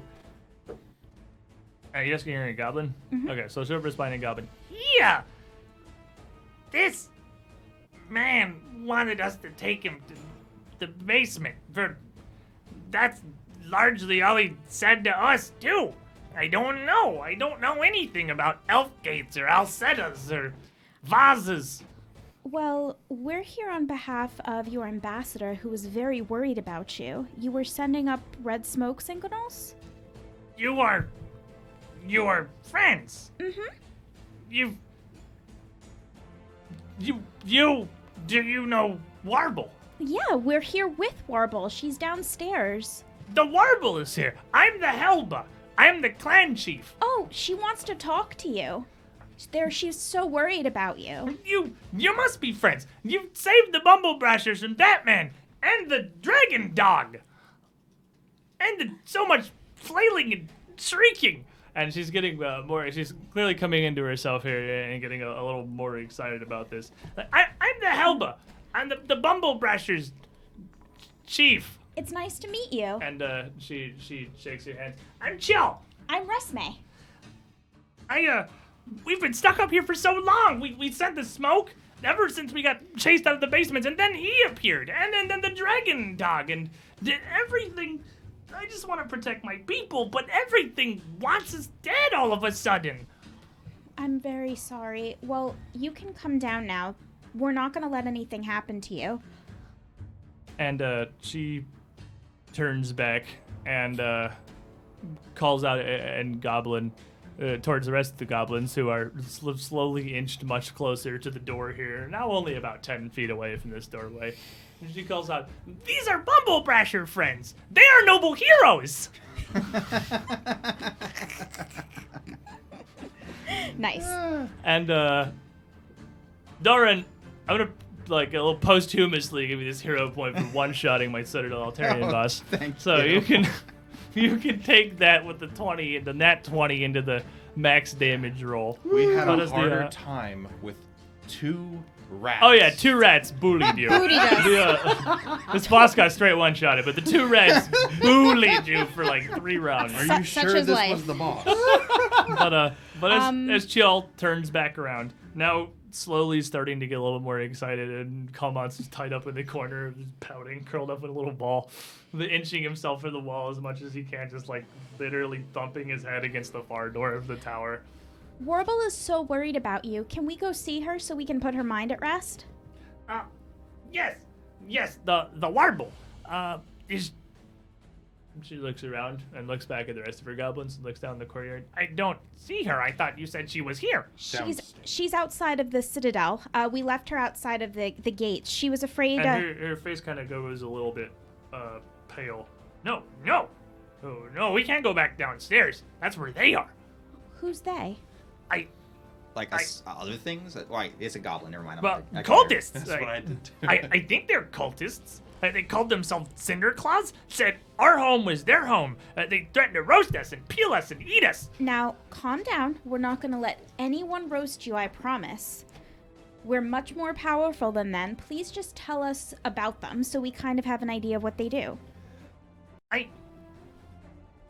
I don't. Describe them. Well, there were some that were frogs, but tall and with weapons. I'm going to start translating. And then there were monkeys, but tall and with weapons. And they had the dragon dogs. They had 2 of them. Until the one, it was too heavy for the stairs, and the wall fell down on top of him. We've been up here for days. There's another one of those things around here. And somebody could translate that, and Mm-hmm. you just said it back to her. Well, he's under the wall now. He hasn't come out. I think he got squished. Oh, So when they were trying to get up, the wall collapsed on one of them. Mhm. We had to Crushed deal it. with the other one. okay. And okay. as you're kind of saying this between yourself, she turns to you and nods in common. Yes, he squished flat by stones or stuck in stairs. Stairs to basement were there, and points down towards the huge pile of rubble on the northern side of the keep. That was down, but now rubble. Is there any other way down? Yes, of course, we're friends. You friends help Bumblebrashers. Bumblebrashers help friends. And she turns up like really tall and just kind of beats her chest a little bit. Thank you. There's a secret door in the hill to the west. The escape tunnel that we used to get up and down when bad things were in the keep. There's always been monsters in the keep. That's why we lived underground. Y'all can show. Thank you. Are you all hungry? We have a little bit of food if you like. Well, And, we have a very large. At that, about 10 goblin faces just pressed and like show up around the edges of the door to the tower here, all just kind of peeking in. We have a very large dragon dog that we could cook. Just out of curiosity, does Dragon Lore get me anything on the dragon dogs? You can absolutely roll me a dragon lore on this thing. Go for it. That's 12. Well, I would say that the thing that you would certainly know, looking at it, you don't recognize this thing, whatever species this is. It's not a true dragon. It's not a full dragon, but it is some variety of a dragon. But the way its scales are, the way the crest sits on the back of its head, just a lot of its biology. This is a tropical dragon. This is something you would find in a dense jungle. Not anywhere near up in the mountains in Easker, the Easker hinterlands in the middle of winter. This is about as out of this thing's element as it's physically possible to be. Do you tell us that? That is curious. If it didn't have if it was just a lizard and didn't have any draconic blood in it, it would have gone into torpor by now, given the weather. I'm surprised. It must have taken quite some effort to cart this all the way up from the southern regions. Maybe they're not wrong about this portal thing. Think about it. Well, If you wanted to bring something this big in and you had a gate of travel, this is what they used to use it for. That, and Helba speaks up, the Helba gel speaks up again. That man wanted the teleport ring, the setter ring. I don't know what that is, but that door leads right down to the vaults where we used to live. And rings are usually shiny. There's no shiny rings in our vaults. I don't know. he might have been talking about something much larger than what you're thinking. Well, A lot of magic involved. there's more deeper under vaults. There's even crypts too beneath. We never go down there. Maybe ring is in crypts. It's possible. That's a good idea. Maybe we can explore that. But for now, do I think either survival or nature, do I think that thing is safe to cook? It is meat. It does not appear to be poisonous in any way, and even if Okay. it were, it's not like the poison is just running through all of its Shall we veins. try to skin it and cook it down? well, getting meat out of it's not going to be horribly difficult. Getting Yep. meat out of it intact properly might be hard, but you don't get the sense the goblins are really going to mind. Okay. And you have a huge open keep here that you can climb down the pipe. And a lot of broken And a lot of furniture. broken and a lot of broken furniture. furniture. And as the keep is cleared, half the goblins kind of scoot over towards you, about like 5 or 6 of them just kind of peering around this, having heard food, the ones that might know some common. The other ones have just scrambled down the wall, some down your climbing area, just some down the stone face itself, to start collecting all of their dog slicers and their little spears and short bows from all over the courtyard where they had just thrown them in blind panic when the creature had first appeared and the wall had collapsed. So a 22 to butcher the thing to start taking it apart Then appropriately. you are going to get some serious meats. That is going to be Filet mignon. So far like that's survival. yeah. Oh, then you are absolutely going to be able to get like entire intact cuts out of this thing. You are going to have enough to feed all of this goblin tribe and certainly all of you if you just gather up a lot of the broken Yeah. furniture that you've had throughout the area Definitely. and Yeah. drag it all together. The classy little prissy elf sits down and actually starts carving this thing up like it's nothing. And while you're taking care of that, I'm going to grab myself a buddy, and we're going to go rescue Warble from outside to let her know food's on the way. And I guess Dalron will keep an eye on Calmont. Because I'm sure she's not enjoying sitting around in the cold waiting for us. Esphus will stay with Dalrin. Resme will sing a little bit in Elvish while she's carving. Hey, you keep an eye on that boy. He seems a little lost at the moment. Take him down off of the ramparts, just in case he decides to roll around a little too much. Oh, yeah, no, I'm not letting him out So of sight. you're dragging all this stuff up to make like a bonfire here in the center of the keep, basically setting Right. everything up to just have a fantastic time. And you've been exploring. You've taken a few rests. You've probably been exploring for like maybe an hour at this point. You came in fairly early in the morning, so it's coming closer to noon by now. This will be one hell of a lunch. So you Yeah. are going to have a very serious lunch feast here as you set all of this up. You spend some time. Unfortunately, everything has to be dragged out from North Wing, like all the way around the outside into this only functioning entrance to the keep here. So it takes some amount of time to get everything. But by the time you've got this bonfire going, And we you've would got go this. get Warble. So. Yeah, you go out and you get Warble. You bring Warble in too, and you've got this lizard roasting here in this glorious bonfire. It's probably getting a little ways into the afternoon. And Sorry, just real quick. With that roll, would I have been able to get a lizard skin pelt off? I would say you could probably get a mostly intact These- hide off of that thing. Yeah. Just get a frill or something, yeah. I mean, With a 22, you could get like at least the ridge down the back of it with all those spines off intact and have all of that together. Oh. And as all the various goblins around the Bumblebrashers are beyond excited to not only have escaped from the ramparts, but now to have this feast prepared before them, someone else comes in through the southern door. Somebody that you don't recognize. It is a human man, but not from town. He's taller. He's wearing a black and red breastplate and matching greaves, and is using a large black length of cloth to wipe some blood and gore off of a fairly intricately wrought halberd as he walks in. But he's not he's just cleaning it off. He's not trying to. He's not apparently aggressive anyway. He's just coming and looking almost kind of confused with an eyebrow raised and a bit of a smirk on his face as he enters. dinner will be ready soon.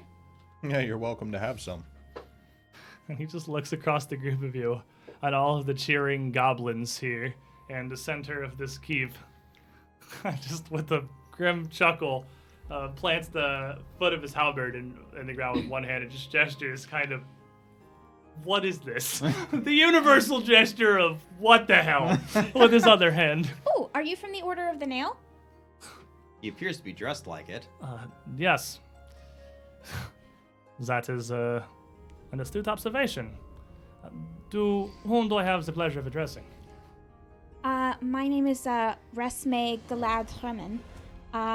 My family are of a local nobility, and we're here on behalf of the town. And I must ask, what do all of these elves and a priest of the sun god of healing and a Yes, sir. farmer? That's yes, your Yes, buddy. sir. That's hit the nail right on the head. What are the group of you doing in Citadel Altarian? Eating. Pursuing a fugitive, It's a long rescuing story. some allies of the nearby Successfully town. pursuing a fugitive. Exactly. And enjoying some spoils of well-earned victory. And what of you, sir? Have the Order decided to pay more attention to this place after 20 years? And he shakes his head. No, I'm afraid not. I am Amager Tyvanus Horde of the Order of the Nail, formerly of Citadel Altarian, currently of Citadel Raid and Veracia. You used to be stationed here? Well, You're in the letter. I beg your pardon? Oh, He was, wasn't he? he was. Yes, the at the front of the treatise. Yeah. The Tratezi. Tratezi. Tratezi. Sorry, I And, didn't mean to mispronounce it. You, we found a letter that I think was written to you. It wasn't a letter. It was like on the inside cover. like an it endorsement. It was an a- endorsement written to you in a book we found about your order, about its history. It's very interesting. Not really sure why you chose this backwood to build this keep, but it was very wise of you to leave. and he just sort of cocks his head to the side, just Have going you more been confused by this. have you been doing well in northeast Verissa? And he kind of looks over to you. He's just very confused. You're surprisingly enlightened for these Gary folk. You claim you lived here. Well, I have don't not live encountered this here. from any of the locals. I mean, I wouldn't say I was local. I mean, yeah, sure. Well, whatever it is you hail from, clearly they've educated you well. It has been pleasant. The weather is nice, the training goes well, and now I spend my leave here in this beautiful and well-kept estates of my former associates. You came here on vacation. Well, one must know their history, yes? Well, there is quite a bit of history strewn about this place. Whatever's left, I suppose. And he just kind of moves his halberd a bit. There's a bit of the stains that are still on the blade. Yes, and perhaps my former colleagues may have left more behind than they assumed. Yeah, I entirely do possible. see you met someone met a gory end over there. What have you been up against? We've been up against mostly overly large varmints. I must admit that's what I expected to come across, but no, in the old training chambers, there were imps left. I do not know if these devils breed, but they don't anymore. That much is certain. That's good. This treatise, may I see it? Of course. She'll pull some of the books she got out of her bag. And you get a bunch of them, but the one that Yeah, she'll pull out the yeah, one that you he's give that interested one, in. he takes it, and a little confused looks it over and opens it up, and then his eyebrow just goes higher as he looks at the inside and just mouths the inscription to himself. To Horde. This was written by my father. Really? Oh, that's so wonderful that you have it again. You are gifting this to me. If it was written by your father, then you should most certainly Well, have this it. inscription, not the book. This treatise was a gift to this Lictor Aselmar, I assume, from my father to gain standing, to court favor. That I do not know, but this is interesting here. I did know he had been stationed in the Citadel earlier in his life, back when it was still had stations to man. But I thank you, Resme Galad Remin. I apologize. I am It's not okay. one for Elvin. Don't worry about it. I'm just glad that you should have something if it's from your family. It's important. So I do have to ask. He hasn't appeared to have lied at all. It's really suspicious that someone would just appear in an abandoned keep out of nowhere. He appears to be fairly honest. I mean, nothing has stricken you as bad faith. Nothing seemed like a huge stretch. I mean, near as we can see, he basically came here to sightsee. Yeah, and he's looking at the horde of partying goblins who were confused at first by a large armored man coming in, and now, as he hasn't started killing anybody, have returned to, and he seems to be talking to you a lot, have returned to their excitement about the massive dragon dog feast that's happening behind them. Can I ask you something? I have so very many questions for the group of you as well, but please. Perhaps we can take turns. Very well. That He man continues over trying there, to clean off the blade of his halberd a little better as you ask. the prisoner we captured, who we were sent to capture. So what did you do with Calmont this whole time? Oh, he's He's just over tied there up in in the the corner. corner. He's just in the corner bound. We brought him down and just set him over in the corner out of everyone's way. You're like, you start this bonfire, you're roasting this gonna this feed dragon. him. And He's just, lucky we're not Calmont's roasting just him. bound in the corner. Like, just I mean, the lot of a prisoner is not a very exciting one. He's kind of propped up. He's fine. just pouting. Just in the corner pouting. Fair enough. And Tyrannus looks over to him. Another halfling. Is one of your associates, priest? No, he is. He's definitely not one of mine. We were sent up here by the town because he committed arson. And when we found him, he was threatening the goblins. So many further questions. I apologize. I interrupted you. A No, petty it's okay. criminal. Please don't bother. Don't worry about it. We'll take him back to town and he'll face justice there. Arson, a petty crime, is an interesting outlook. Well, no one was hurt. We made sure it was taken care of. He wasn't a very good arsonist. Yeah. Fair. He spoke about a possible transport ring that had been put here by the elves. Something in tribute to my goddess, the goddess Alceta. As this was your keep at one point, I'm wondering if you know what in the world he could be talking about. He shrugs a little bit before slinging his halberd back over his sheath across his back. I'm very unfamiliar with elven gods. There is not much I could name of them. And he taps one of the shoulder pads, one of the pauldrons of his breastplate, where a sigil is emblazoned. You want to give me a religion check? Sure. Because you'd be the most likely to recognize this. 17. A holy symbol of Asmodeus. Easy is enough. it's just like the common holy symbol on his shoulder. The common gods of mankind and are much more my area of study. And even then, I was never much for being a religious man, I must admit. Can Gods take pity, or at the very least, have mercy upon my soul. Can I get a sense of whether or not he's trying to deceive me about whether or not he'd heard that name before? Like, Sure, maybe it'd be perception. Because sense motive is perception now. I learned that one after trying to figure it out 10 different times. And for what it give me- matters, I do have lie to me, so when someone's talking to me and they tell a lie, I can try and, through conversation, see if they're lying. Yeah. I knew that one. I know yours. I'm keeping yours in mind because Cleric of Saragrade, you have that thing. doesn't like me, so 10. I mean, you don't get any sense that he's trying to deceive you or hide anything here. Okay, just out of curiosity, how far deep into the vaults did you go when The vaults. I have only recently arrived here. I have not ventured into the vaults below, but truth be told, I had hoped to pour their depths for something I am after.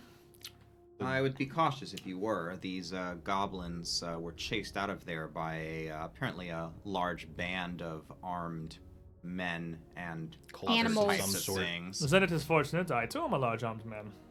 Well, the other unfortunate is that pile of rubble is the gate to get down there. That is in fact a problem. As you can see, their large thing that we're eating is what collapsed it, so... What are you looking for? One fair shake deserves another. I am searching for a family heirloom. When this citadel was vacated by my father, he left our family's signet ring here.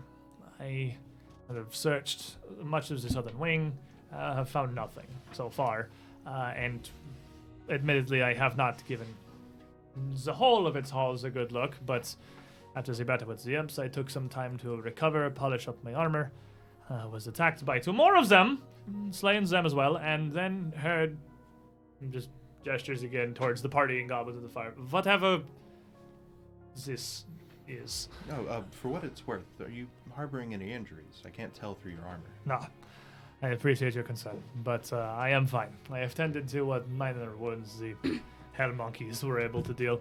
Very little. You'll all hear Yep. in your heads, do we think we should trust him? Perhaps we can help each other. As he continues, if nothing else, I am well trained to deal with devils. Fair enough. We searched the northern half of the keep ourselves. We didn't find any signet ring, but we may have missed something. Well, I very much appreciate that. I don't imagine it would have been stored there. That's mostly records, clericals, and the courtroom. But from my understanding of the Citadel's layout, there is another path to the vaults. There should have been a retreat, a second tunnel, a hidden gate somewhere, but so far, I have had no success in finding this thing. Well, I'm sure it'll turn up if we just simply continue to case the place. On the conversation of records, seeing as you're here, previously there was no one to ask. I was interested in taking some of the records and examining them myself. But since you're here, do you have any issue with this? None whatsoever. This place is a ruin. It's the simple relic of the past. Most of its valuables were taken to Varisia, after all. And beyond what's left behind, with precious few exceptions, is worth little value. The group of you do not strike me as looters. We We're were here here to for learn. a different reason entirely. It's just the records are of interest to me personally. As I shift the weapons in my backpack, I'm like, Do you? Just casually drape a cloak over it. But We didn't come here to loot. I no, mean, whatever the Hell Knights had left behind, whatever the Ogres and Ale had deemed not worth taking, remains not worth taking. I have no concerns. fair enough. You take what you need. But of course, I very much appreciate the book, Miss Resme. And if you do happen upon this signet ring, I do not know what your goals here are beyond what appears to be partying with goblins, but Well, I mean, to this point, we have accomplished our goals. The criminal's been caught. The goblins were saved. It's quite possible that the contract with the town would involve us allowing the goblins to reclaim their home, which means we'll have That to is find a also way true. into the vaults, I suppose. we may need to take that's this a boy funny in state of first. events. A citadel built by the Order of the Nail, one of the most lawful, one of the most righteous, and self-directed orders in the inner seas, now occupied by dancing green monsters. And quite a number of vermin as well. That For I what have it is seen. worth, there's nothing more we can do this evening. It's getting late. He Tomorrow, kinda looks up. It is 2:30. I thought it was starting to get later than that after Butcher. No, I was and, getting into the afternoon. Okay. But I figured it would take you an hour, like maybe an hour or two to set things up. Maybe just barely past noon. Okay. Because you got in here like in the morning when you got up, pretty Yeah. much. So like it is about 2:30. Okay, well then, if that's the Your case, adventuring day is 10 minutes. no, if that's the case, I thought it was later than that. So, for today, why don't we take him back down to town? You're welcome to come with us, of course. And then come tomorrow morning, we'll see what we can find around here. Possibly find the secret entrance. I can't say I haven't appreciated the assistance. As this place does unfortunately seem to be more occupied than I had been led to believe. And if there are more vermin, devils, whatever, would appreciate the extra blades if nothing else. Certainly. I assume you hail from Bridge Hill, down the hill? Yes. Excellent. Yeah, I don't know if we can get down there in just this afternoon. It'd take us a long time to get up here, but of course it'll be easier going down. It is still largely going to be the 10-mile trek down the same trail to the bluff because, I mean, the reason you had to go around was because it's a pretty sheer face. So down's not going to be a whole lot better than up. I mean, That said- it took us half a day. Yeah, so. that said, it's pretty okay. early in We the could afternoon. get there. You can certainly Okay. get back by evening. You'd be back in time before sundown. Okay. So Well, is Warble with us? again at this Warble point? will be with the goblins. Warble and Chell would be part of this whole party thing over there. And since nothing has come to kill them yet, and it seems like only more of your friends have come through, if you are seeming to leave, the Helba would scoot over to you. And if you didn't say anything, I was we going We would to. let him know we're yeah, leaving. and that we'll be back. I mean, Warble is technically our employer, so. Yeah, we need So- to fulfill our contract, but we'll be right back. We still want her help. So, Helba and Warble kind of look at each other and then turn to look to you. And Warble looks up. Well, I have spoken with Chal, and I've heard much of their problems. These Cinder Claws, these cultists, I imagine they're still stuck in the basement down below with the stairs being collapsed by their dragon dogs. But is the castle safe? Can we stay here? Should we head into the woods? I think this wing of the castle is very safe. We've explored it all. She'll point back that way, but we intend to clean house down below as well. And Jill also just kind of points over towards the only entrance to the keep. That's a huge door. We can close the huge door. That's a good idea. And Marble strokes her chin. That's why she's chief. We can close the huge door. But Very do well. make We will sure, close the huge door. and do make sure that you keep a watch. I'm sure you do, but we're not entirely sure what might still be here. Oh, well, of course. It sounds like the Bumblebrashers have been trapped up on the battlements and what's left of the towers for days. This keep is just better. We'll be back soon. We appreciate the pointy things on the walls. It makes it easy to get up and down. That's true. Have you recovered your Titans? No, Okay. I was gonna leave them there. 'cause Yeah, we're just gonna we leave might them have there, to it's get back fine. up. I kind of assumed they were still on the wall, which Yeah. is why I was calling attention to them. We appreciate the pointy things. They're like climbing sticks. That's exactly what they're there And she for. just gestures with Very her hand like astute. two, and then like ladder rungs, not knowing the common word for ladder. Do you think we could buy them a rope ladder back in town? We could probably buy them an actual ladder if we really wanted to. Yeah, I mean, I don't see why not. Yeah. They Would seem be to useful. do fine with those pointy things over in the wall there. Yeah, Well, but it would be nice to reclaim the climbing kit. I mean, we could also just repurchase more pythons too. If we Don't really worry, I wanted can to. just buy more pythons. There's It's spikes fine. of iron. We will close the large door. And they turn back to the rest of the goblins, and Chill calls out, We will close the large door. And then the Cinder Claws and the monsters won't eat us. and the rest of the goblins all just cheer, very happy about not being eaten, as they continue eating the monster that you obliterated immediately. And this whole time, Tyrannus is just standing there, utterly just amused by whatever is taking place before him. We'll explain later. For now, let's head back to town. Very well. Lead Put on. Colton up under an arm and just. It's just Yeah, I can carry took him. up Calmont and just head back down the trail. I'm gonna roll the pelt up and stick it in my bag. All right.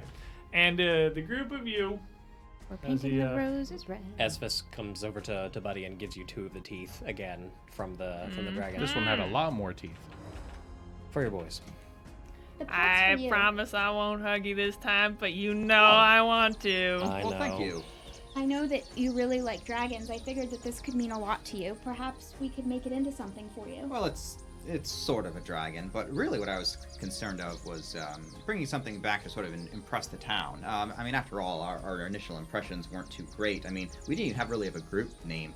Speaking of which, should we come up with a name for ourselves? I No. mean, Singing Spears has a certain ring to it. No. Esvis, I really think you're missing out on the marketing opportunities. We lost that first contract because Singing Spears had such a better presentation than we did, even though we were clearly the more dedicated and professional adventurers. if We're I the do say dragons. so Clearly. myself. We're the dragon scales. What about Dragon the scales. Esvis troop? I definitely don't like that. I think it's Esvis troop. Well, given between Esvis Troop and Dragon Scales, it seems Dragon Scales has more votes. Uh-huh. I don't know. I feel like No. my vote counts for a lot And more. We're walking. Yeah, Tyrannus is walking along with you. He just kind of rubs an eyebrow. You are mercenaries? No, not at all. We're heroes, obviously. We came to we're call. mostly just I'm a joking cleric. around. Joking around. You I'm think taking this is a quite joke? seriously, thank you. You think this is a joke? This is important. This is the pride of this town. But I thought that was a joke. That the dragon scales the Esphus troop was these serious suggestions. No, of course not. But Singing Spears, The Singing Spears has alliteration, and beyond that, it has a certain song to it. It speaks volumes like a poem. There's a singing spear poem? No, but it sounds like something that could be. The Dragon only, scales, maybe not. Yeah. the I'm only not very song good at that poetry. they had was how to run and scream from a fire. True enough. Yeah, It's the true, song of good many point. men, motivated solely by coin. That is very much what they were. not why you are here, to apprehend this, and he just kind of pokes Calmont's foot as you're just carrying him with your arm. To be This really honest, arsonist. coin doesn't concern me. Well, coin is certainly very handy. You can spend it on many helpful things, such as food, lodging, or building a castle in the middle of Or nowhere. silver weapons. Uh, He just kind of motions to put his bag bulging with Yeah. mallet plated in silver. Well, you never know when you'll need another mallet. It was a waste to leave them in there. It seemed like nobody else was using them. It was a shame we went the directions we did. Those would have done well against the imps. Oh, you Myself? know what these do then, huh? They're good against they're good against that kind of folk. I would have told you what they did. Oh, okay. Well, Of I can course, still these talk are to you. Devil slaying implements. I assume you had found those, but I cannot blame you for repurposing them. The devils of all sorts, Victor Silver. They are very sturdy against normal steel, wood, iron. These do near nothing to them, but silver burns them like fire. There were a few undead as well. I'm not sure what might have caused them, but they were eliminated. There may be more.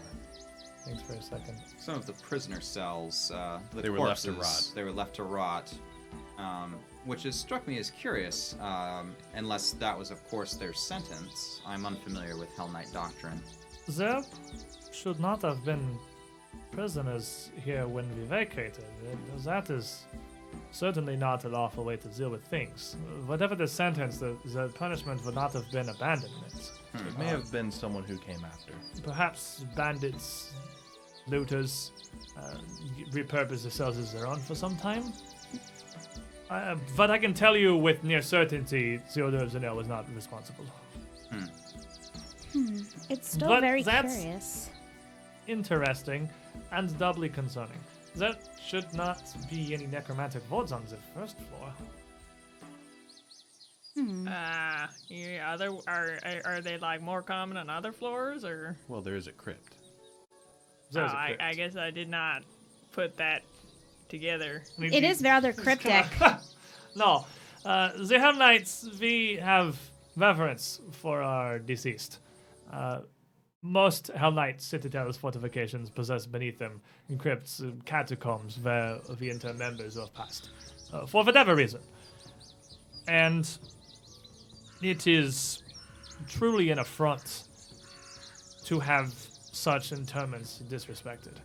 But times change and stations move, much as we did from Citadel Altarian. The crypts below, that is their interment, that is their afterlife, that is their lay to rest. It is not our place or our call to shift them. Some of them have been interred for much time. So, frequently we protect these crypts with wards, necromantic protections. Wise enough. The Hell Knights who have served in life would love nothing more than to continue to defend their comrades in death. But that should not affect anything outside the crypts themselves. Something else to investigate, I suppose. And those bodies you found in the cell certainly were not of our order. Regardless, Yeah, they were not. They appeared to have been completely. They were Clearly desiccated. prisoners. Yeah. then this is concerning. I am. He just kind of looks down. I never had aspirations to become a signifier, if I am truthful. A what? A signifier, a Hell Knight wizard, a caster. Oh, yes. I've never been one for studying magic, and he just kind of taps the blade of his halberd. This steel has served me much better and seems volume simpler. But I know the signifiers do upkeep these wards, do upkeep these protections and spells, and perhaps with decades of abandonment, they have begun to perhaps fray. Just as the stone crumbles, they tell me so does magic. That's concerning. I don't want to be rude for your dead, but are they buried with arms and armor? Of course. We may end up encountering a bit of an issue then, but that's what I'm here for. Undead will not stand in my presence. Well, whatever our necromantic wards are set to protect, they should not activate if we are not disturbing the crypts. If we do not disturb their tombs, their rest, they should stay at rest.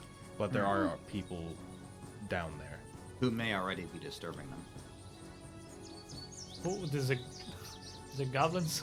No. Because the goblins could lift the stone slabs. They The chased- cultists. Yeah, they chased off Cultists. the Yes, ones who collapsed the we mentioned wall. this before.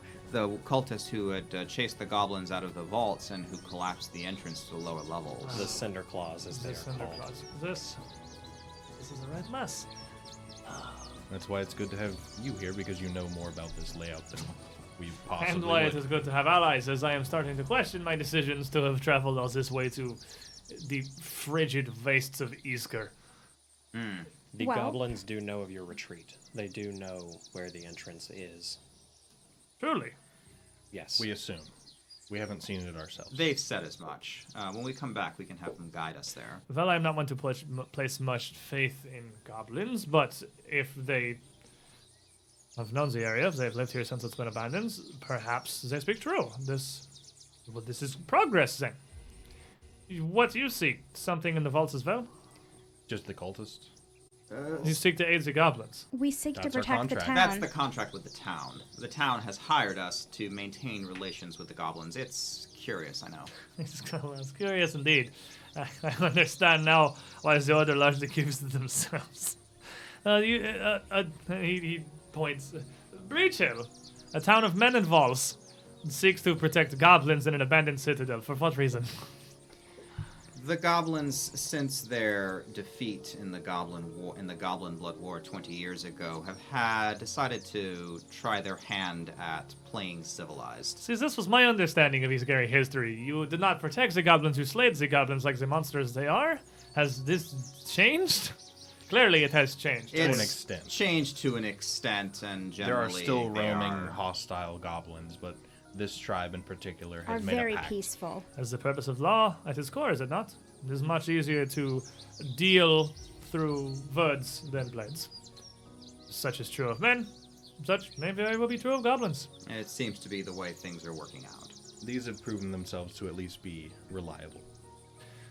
Very well then. You you are residents of Breach Hill. I sense that several of you may have more behind that stories. Have brought coin with me. I am perfectly fine procuring stay in an inn for the night. Nah, don't worry about it, man. I've got a really cozy house just outside of town. I think kind you'd of looks really at you enjoy and he it. looks up at your cowboy hat and looks back down at you. I think I may prefer the inn. No, I insist, man. It's like it's real. It's a real slice of heaven. You'll really get a taste out of it. I'd offer. You don't know, and my wife cooks a real good meal. She'll knock you right off your feet. It's so delicious. Esphus has even tried her meals, and he hasn't died yet. Very well. Don't It say is. the wrong thing, she'll circumcise you. It is. Again. Would be rude of me to turn down such hospitality. But I have a question, priest. That symbol, that is the Saren Ray, no? The Yes, that's correct. goddess of the sun and healing. You recognize this, do you not? And he taps on his shoulder again. Asmodeus. It is odd of me you would offer your services and your assistance to the Hellknight, is all. No one's past redeeming. Is that it? I am one to be redeemed, the follower of the dark devil Asmodeus. Not necessarily, but at the same time, what's wrong with showing you a little bit of the light? He looks up as you're walking. I see there's plenty of light out here, regardless of which deity you choose to follow. We'll see what happens in the depths then. I'll be the beacon. He kind of motions with a fair enough. Fair enough. The Dark Prince has a certain reputation, I will grant, but it is oddly tall of you to see past it. You've done nothing wrong. I've seen nothing wrong. I have no reason to judge you. That is a fair outlook. One that I have not much encountered with worshippers of the sun. out of character. Don't worry, we murdered puppies, so it's okay. Fear not. We are the most evil of I'm gonna read you a evildoers. thing that's hilarious to Technically, we me. murdered evil puppies. I'm gonna read to you. I'm standing by that. I'm gonna read to you an excerpt from The Age of Ashes, Volume 1, Hellknight Hill, verbatim, because it's hilarious to me. The warg puppies in Area A15 are meant to give the party a complicated moral problem to solve. Yeah, it sure was complicated. Left to their own, the warg pups will surely grow into evil monsters, but is it right for the PCs to keep the puppies from their mother and raise them instead? Nope. Problem solved! Moral conundrum overcome! Heroes! Not even once did they acknowledge in here that you might just outright murder them. But I mean, it's a fair point. It's a conversation that out of game as we're winding down here on our walk back to Breach Hill that me and Bryn had. That is kind of hilarious, sort of like a 2020. This is written by people who live a in a nice, city. comfortable life in Seattle, kind of thing. Because like this is a community up. Isolated from everything, sequestered up in the foothills of Isker, alone, with no real like standing for. They got some guards, and that's even not enough to handle most of their problems because they have to play this Call for Heroes thing. And I mean, like if you were a farmer, if you were Buford out on your farm and you found wolf puppies, you would just kill them without a thought. They're a problem. There's not like this isn't a sentimental kind of a moral conundrum. You're like, oh no, wolves, less wolves. Like if there's a rattlesnake that comes up to our farm, I'm gonna kill the rattlesnake because I don't want it biting the stuff. Like it's It's just just like how if it you is. find a bunch of warg puppies, you're like, oh crap, is the adult warg here? No? All right, cool. Well, we'll deal with these before they become adult wargs. That's just Yeah. like, that's a thing. This is a backwoods community. That's just like, that's how Well, you even- address these problems. Even in It's- like modern day, like on like my horse farm, I if still if kill wolf like puppies. well yeah, if like something came into the farm that was a danger, then I'd like we kill it. Like Yeah, you 2020 You here, just- that's you what shoot you it. do. It's a problem. But it's just funny. Dude, Because it was written in Twitter logic. We have a girl who like legitimately who professionally works on a horse farm, and people who live in like realistically fairly rural Florida who's like, oh yeah, wolf puppies, problem Well, solved. I Like, mean, there's I- it's just what I- you do. There's not a moral conundrum there. Yeah. Chad It's is like flipping tables right now. Yeah. Chad flipped tables last week. Lost their minds when you guys just killed the wargs because like. I feel like we had a whole lot of people who've never lived outside of a big city before. Like, that's just what you do. This is a pest. It's a problem, and you kill it before it becomes a problem. That's just like, there's not a moral conundrum there. Take it from somebody who's traveled to a lot of third world countries. If it is toothy, you stab it before it eats you. Yeah, it's like Them's the rules. you get rid of it early before it comes back and kills you. First And, like, you this is vaccinate worse yourself. than that. Yeah. This is a wolf. This is a super intelligent wolf who is an inherently evil creature. I'm like, yeah, you kill it then. Like, I see your moral conundrum, Paizo, but we ain't city folk enough. Because I talked to her, I mean, Bryn, who plays the character Buford, and brought out that legitimate, that's not a costume, that's like a pretty expensive is an cowboy hat that actual she cowboy owns for hat. legitimate reasons. Yeah.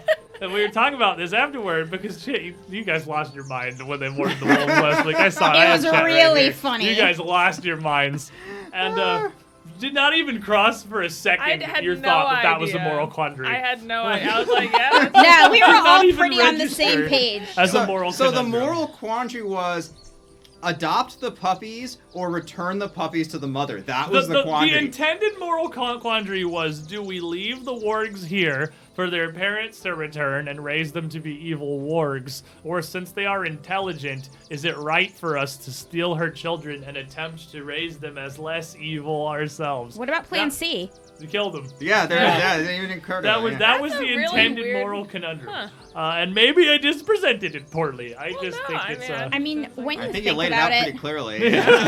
I mean, Star Wars has taught us that if you adopt something evil, it's just gonna turn out evil anyway. Yeah, that's So Well, just kill it we in have the crib. circumvented the intricacies of nature versus nurture by baby puppy warg versus blades, and that one was solved fairly straightforward fashion. But as we finish our journey back down the hill into Breach Hill with our newfound ally Tyrannus Horde here, What is our cargo love that then name. saying? I think he's- Calmont is just not participating anymore. He's Okay. just like, He's catatonic. He has realized that at this point none of you care what he has to say, and he would occasionally complain that this is undignified and that he can walk. To which I assume you will not do anything differently and continue carrying this stupid half. Well, we if he walk makes a lot of faster than noise, him, so we I just can be muffle dragging him. him like Smeagol. So Just like that cat It's with a, really with a thing on better it, to just doesn't want carry to walk. him. Just It's more efficient for us to haul you. Shut up, you little speed 20 goober. So as we make our way back down to Breach Shell for the night, I believe that is going to wrap up our second session of the Age of Ashes here. I apologize to everyone in the chat for our internet issues that we have been having. I can't 100% tell if they were internet or if they were related to the changes I made to the overlay. Because it does seem like it's gotten much better. I don't know if that's because we have been on this scene versus the other scene, because it's entirely possible it's the character scroller, and my next troubleshooting is just going to be to replace that with 5 still images, and we're going to lose our cool animations of the stuff being written in Such Is Life. But that'll save a lot of overhead as well. But I think it was internet. It's hard to tell. Again, this is a work in progress, and we very much appreciate all of you out there joining you us on this guys. journey Yes. as we put this all together and try to make it function. It has been a lot of a learning process going to a huge pile of cameras and table microphones from headsets and Roll20, which, for all the downsides, is a much easier system to run. But now we get to sit at a table. We get to have a table. We get to have these sick miniatures. Roll actual D20s. That was a natural one. And, even if they don't like me. Roll all these D20s. Use these cool little piezo bestiary pawn things, which for the moment are supplemental from the bestiary 3 box that I got in the goodie bag at PaizoCon. But soon they actually are gonna have an Age of Ashes pawn box. That I'll be getting as soon as it's available. So all of the pawns will actually be the exact thing that you're fighting, because this is a hodag, which is mostly a dragon, alligator, crocodile thing and largely fits in. It's not actually a dragon, alligator, crocodile thing. Why couldn't you roll that last week on the rats? Well, I try.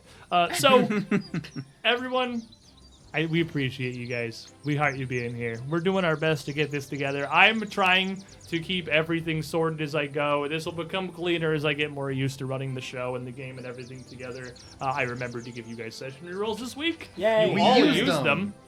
I remembered the Patreon NPC name thing this week, instead of completely forgetting that this was a thing while I was running everything up. But in my defense, I didn't even give my players 0 points last session. So, I have it on a paper that is in front of me at all times now. Patrons who have the NPC names, I will get you. I am coming down this list, and yeah. Can one of them be my arch nemesis? Magical work in progress. Who is your arch nemesis? Anyone, really. So, some other Me. girl who's prettier than me. We gotta Definitely me. establish and.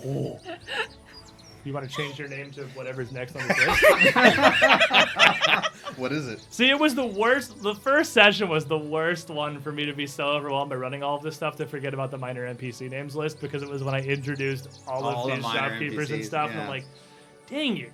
But since I have a gigantic brain, Big brain plays. big brain plays. You guys like how I changed Helba from her name to her title? Did you guys see that one? Yeah. So I could put her Yeah. name had in to there. like make I a did. little You guys slight note like there. that one? I Yeah. have That was the biggest that was brain. that was See, cool. now that you have note takers, there's people who are like having accounting I know. things over here. That's why I had like, to this keep does not Calmont, add up, I'll have Calmont, you know, and like- I had to keep Calmont what it was, and I had to keep Warble, and the ones that are actual names, because you guys actually take fairly intricate notes. Almost I every have person seen. that's getting introduced, I'm writing down. Every time I say a name, I just see all of the notebooks. It's like I part the pages, and all of the notebooks just roll open across the table. But We're really old. There's 15 years of role-playing experience on each of us here. We're used to not trusting our GM.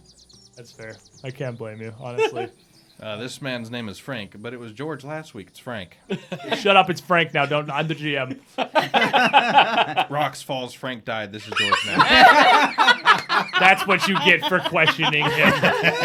He's dead now, and it's all your fault. But that's going to be it for us this week. Thank you, everyone. Next week, episode 3. We head back into Citadel Altarian, down to the vaults below, and who knows what we will find. Join us, same time, same place. We'll see. Probably undead. I think we've largely established. Yeah. this. You're gonna... Bye. Bye. Bye, everybody.